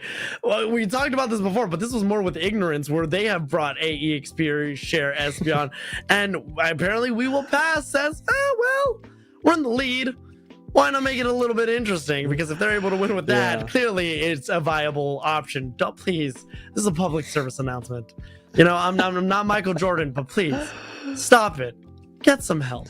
Don't put EXP share on Espeon. Hey man, their name is Limiter. They're definitely pulling out all the stops here, all the limiters on their team. If you ask me, pun's still going on here. But I mean, like conceptually, right? Espeon, still a really good last hitting option. I would say it has the best last hitting of all the evolutions. Maybe arguably second to Leafeon's Leafage in the early game, but still really consistent in the early game. Really strong Swift of the evolutions. Really strong Secure, which it's most likely going to be a Psyshock Espeon if you ask me. So we're gonna see here though, heading into the central area, as we do see most Sableyes do. They're gonna be heading into the Dark Dimension, the Ether, Invisibility, but 2 evolutions are gonna make those farming invades a lot more difficult. It's gonna be a lot more difficult because they're level 4, and there's the Hyper Voice that we talked about a little bit. Aki gonna have to proc their X-Speed. Utah unfortunately had to miss it there, so Aki's just trying to break angles, but they might be caught in a rundown here, and Aki gets taken down. Utah getting the EXP, and now you can give Limiter this with the EXP share, and now you have a level 5 evolution in Sylveon, and Limiter is literally just inches away from becoming an Espeon of their own. Meanwhile, 4 members are on top for We Will Pass. Another character that we haven't talked about in draft yet is this Buzzball, a character for about a year or so, really dominated this top path, really strong early game, as we do see here, level 5 already on this Buzzball. Unfortunately, missing out on that superpower, being dragged over to the left side. Eject button to grab that citrus berry away from Captain Mayo and friends. 4 team members on the side of first round in this top path, making sure they do not pass to get to that central area farm, or that top part of the central area. And looks like a limiter, and the 2 EXP shareholders heading into the central area. Blue buff for Luca is going to be invading once again, as we saw in game number 1, this time with a Hoopa instead of an Eldegoss. Honestly, I think I'm getting to the point where I might not know a single thing about Pokemon Unite. I think I might be the one guy who's like, you know what? I don't think I understand anything, because 2 EXP shares trying to get the blue buff, and already this Sylveon is going to be reaching level 8 very soon. Squova is trying to take away the EXP away from We Will Pass, but they don't need it. They have very low level evolutions, and they have all their team online. So Greenan, you know, have a day, pop off, you little squirrel. But right now, We Will Pass is just showing their dominance and levels advantage, and Utah already has their Unite move. One of the interesting things about Pokemon Unite with these evolutions is that normally you would consider minute 10 to minute 7, you consider that the laning phase, right? But what these evolutions have really provided is a lack of linearity to your strategy, right? You see these evolutions in the top path, they rotated to the central area to steal some farm, now they're rotating down to the bottom path, back to the central area at the 8-minute mark for those neutral farm. And so these evolutions, very much like speedsters, takes away that linearity of the laning phase and really makes it more of a wandering phase in the first 3 minutes of the game. Again, this is where things are going to be interesting to see where they go, because Blaziken is online, Tanzim is up, and this Reggie is going to have a lot more value because of how things are going. Utah just going to immediately go for the rip. Tanzim not even approaching though, but they do have the overheat available to them. They want to get to level 8 so they can have their Unite move to be able to switch stances at a whim. Aki going in though, Limiter taking a lot of damage. Hyper Voice from Utah, and they're not allowing Tanzim to even enter though. Plays kick leg goes up, and guess what? They get knocked out, and they get a one-way ticket, not to Paradise, but to the Pokemon Center, where they need a heal up, because We Will Pass is putting more pressure on. They are going to the Slamma Jamma, leaving it at 1, limiting the amount of EXP that Captain Mayo and friends have. Galaxy Eagles are going to try to walk this Regieleki here into the tier 2 goal zone. They're kind of waiting here, but we do see now they are just about to hit level 11, which used to be a very huge breakpoint for Buzzwole. Regieleki brought down to less than 5%. It does go down to the Electro Ball from the Mew, but pass or first round here still making their presence known. Blaziken, who most recently got a cooldown reduction boost in the most recent patch, going to pull away 2 characters to their tier 2 goal zone. Good defense by Captain Mayo, but the lead definitely in favor of first round going to the halfway point of this game. 183 to 93, a 90-point lead for first round. A big Psychic Solar coming out from Espeon. They're going to try to push back. Trick Hoopa still trying to support their team, giving their team shields. This Buzzwole's going in. They are on a rampage. They're looking for more. They're trying to make anything happen, and they're going to go in. Hoopa rings unbound, though. Trevin and the rest of the gang, the cool gang, has brought in onto the pad. Interesting placement, but this is absolutely aggressive. We Will Pass going in. Sableye, Umbreon down. Blaziken's living on a prayer, but they get taken down. All in the name of trying to score. Green is the only one to stay alive, and luckily Mew getting a good amount of EXP, but right in their face, Gekko Kami gonna dunk a 40, but 3 KOs, potentially more for Sullivan on this Mew.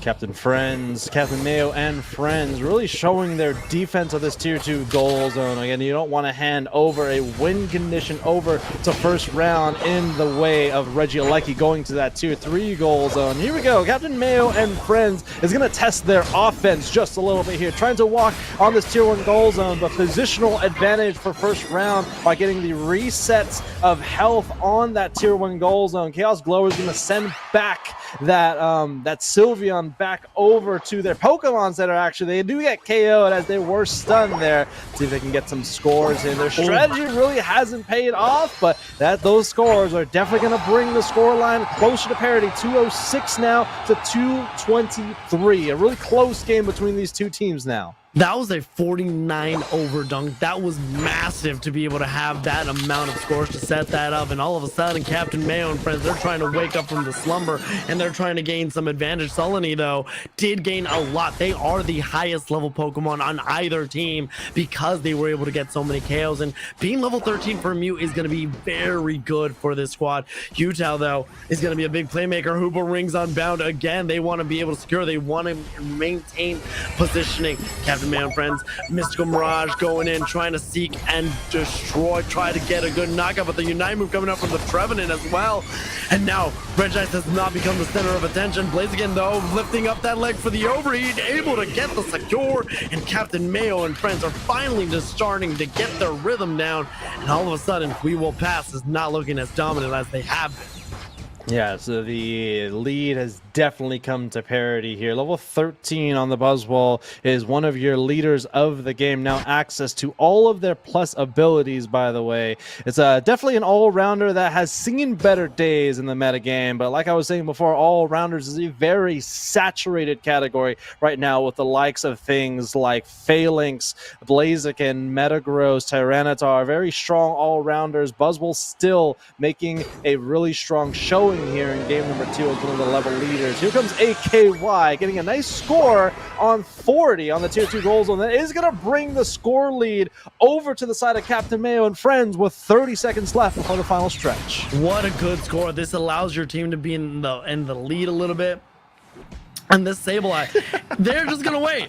They are just going to whittle this guy away because they know what they want to do. We all know. And Sableye, not even going to struggle. They're just going to wait. And they're going to literally whittle away at this poor little Sableye until there's a couple seconds left. And they finally get knocked out. Not a large KO timer, right? But more importantly, they're not going to be here for the start of the final stretch. They're going to have to watch as their team begins this team fight, lacking a character with that Unite move, the Chaos Glower. Again, like I was saying before, Blaziken does not have a Unite move, and they do get smited right away by this Buzzwole going Ultra here in the central area, getting a KO streak of 2 is round 1. Can they get the Swift Quad? They're going to go ahead and put their pedal to the metal here, and the Hoopa with that Psybeam is going to be the securing option, that tool for first round as they pass through the first round of the winner side, through the first round of the loser side, well on their way here in the Engage Master Series. What an absolute engage there. Once they saw that Mew was taken out and so was Blaziken, it is full steam again for Galaxy Girl. She went in, Onga Wonga Bunga, destroyed them and put them to bed. Igloo just wants to dance. They say, hey, we can dance. Oh, we can dance. Everybody look at Japan. They're doing the safety dance, and now Igloo gonna throw out a bullet seed. Luca not gonna take that too kindly. And Utah, this is what Unite is all about when it comes to friendship and all good sportsmanship, and gets taken out. But you gotta admit, We Will Pass had a great showing. There were moments where Captain Mayo and friends, they had things going and they gained a little bit of momentum. But with this, look at this, 4 members down. All that's left is a Mew and a Dream. And We Will Pass. Not only do you pass first round, but I'm gonna go ahead and say you're passing round 2 and moving on to losers round 3.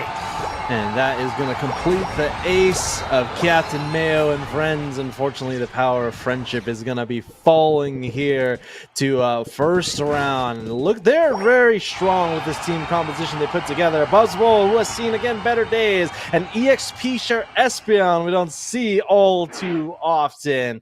And first round moving on in today's Masters Series. Captain Mayo, unfortunately, going to be having an early lunch with that mayo and some fries, as they do get cooked here in round number 2 of the loser side of the bracket.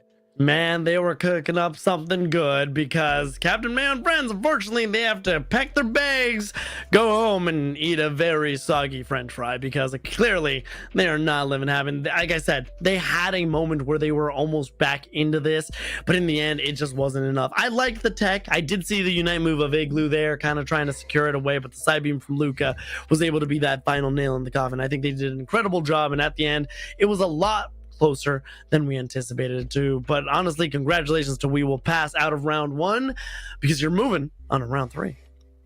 Yeah, one of the more difficult things to pull off with a composition like Captain Mayo and Friends, you can apply pressure via scoring from the Greedent and the Sableye, but when it comes to team fighting prowess, right, those two characters can't really contribute to team fights all too well, especially if first round insulates their team and plays together in these team fights, right? That core that I was saying before, the Blaziken and Mew and Umbreon can stay together, but it's really like a 3 or a 4 player team engagement against a 5 player push here by first round, right? They're able to take away that Regieleki, but they look at all these resources they lost in the defense of this tier 2. Just an amazing job overall. This was probably one of the weakest moments for We Will Pass to give that many levels up to Mew. I mean, I know you're a big fan of Mew, so to get those levels means a lot for Mew, and it just wasn't able to do so because Galaxy E-Girl was just on top of them the entire time. You know, it really felt like this was the shift, right? After Mew got those levels up, Captain Mail was going to make a little bit of a comeback. They're starting to get good secures. The scores are way more even. Everything is coming up. But then you see here the biggest engagement, just diving in, taking out the Blaziken, then ejecting to get the Mew for big KO timers. Then it was full steam ahead. But then an Igloo tries to sit there, tries to secure it a little early. Psychic Solaire catches it, and it's all over. All she wrote. Yeah, those are your two biggest damage dealers on your team that were just get taken out here. This is probably the play of the game right here. This is the leashing by Gecko Kami on this Sableye. For those that hate Sableye, definitely probably love to see that little cliff here. Yeah, you're welcome. You're here. The producers in my ear saying you're welcome. All those Sableye haters, you definitely love to see that clip from there. But I believe that is going to be it from us today here at the United Battle Hub. We are going to be kicking off the stream over on the Engage channel to finish off this tournament. But what a great place, grassroots events here we are in Pokemon Unite as we head into the end of the competitive season. We have so much here yet going into the off season here at Unite Battle Hub. But last thoughts from you, Zero, before we kick it on out to the Engage folks over on their channel. I think the biggest thing I want to say, get it out of the way first, is shout out to Jay, which for those of you that don't know Eternal Jay, they have been running the show. They're kind of pushing all the fun buttons, and they are 100% were the ones who put that Sableye. I am the Sableye hater. That's me. So, you know, I'll claim that. Hi, it's me. I'm the problem. It's me. That being said, just an amazing showing by all of these teams. We had a lot of fun. And Draco, you already know, you and I, we cast so much together. It might as well be just, it's like breathing at this point. We understand each other. We get each other. It's always a blast working with you. These teams showed up. We had jokes. Everybody had a good time. And these teams were seeing some interesting things. And so you do not want to miss out. Nemesis, top team over in NA, they're sitting in losers bracket right now. What? So you definitely want to stick around. But Draco, any final thoughts from you?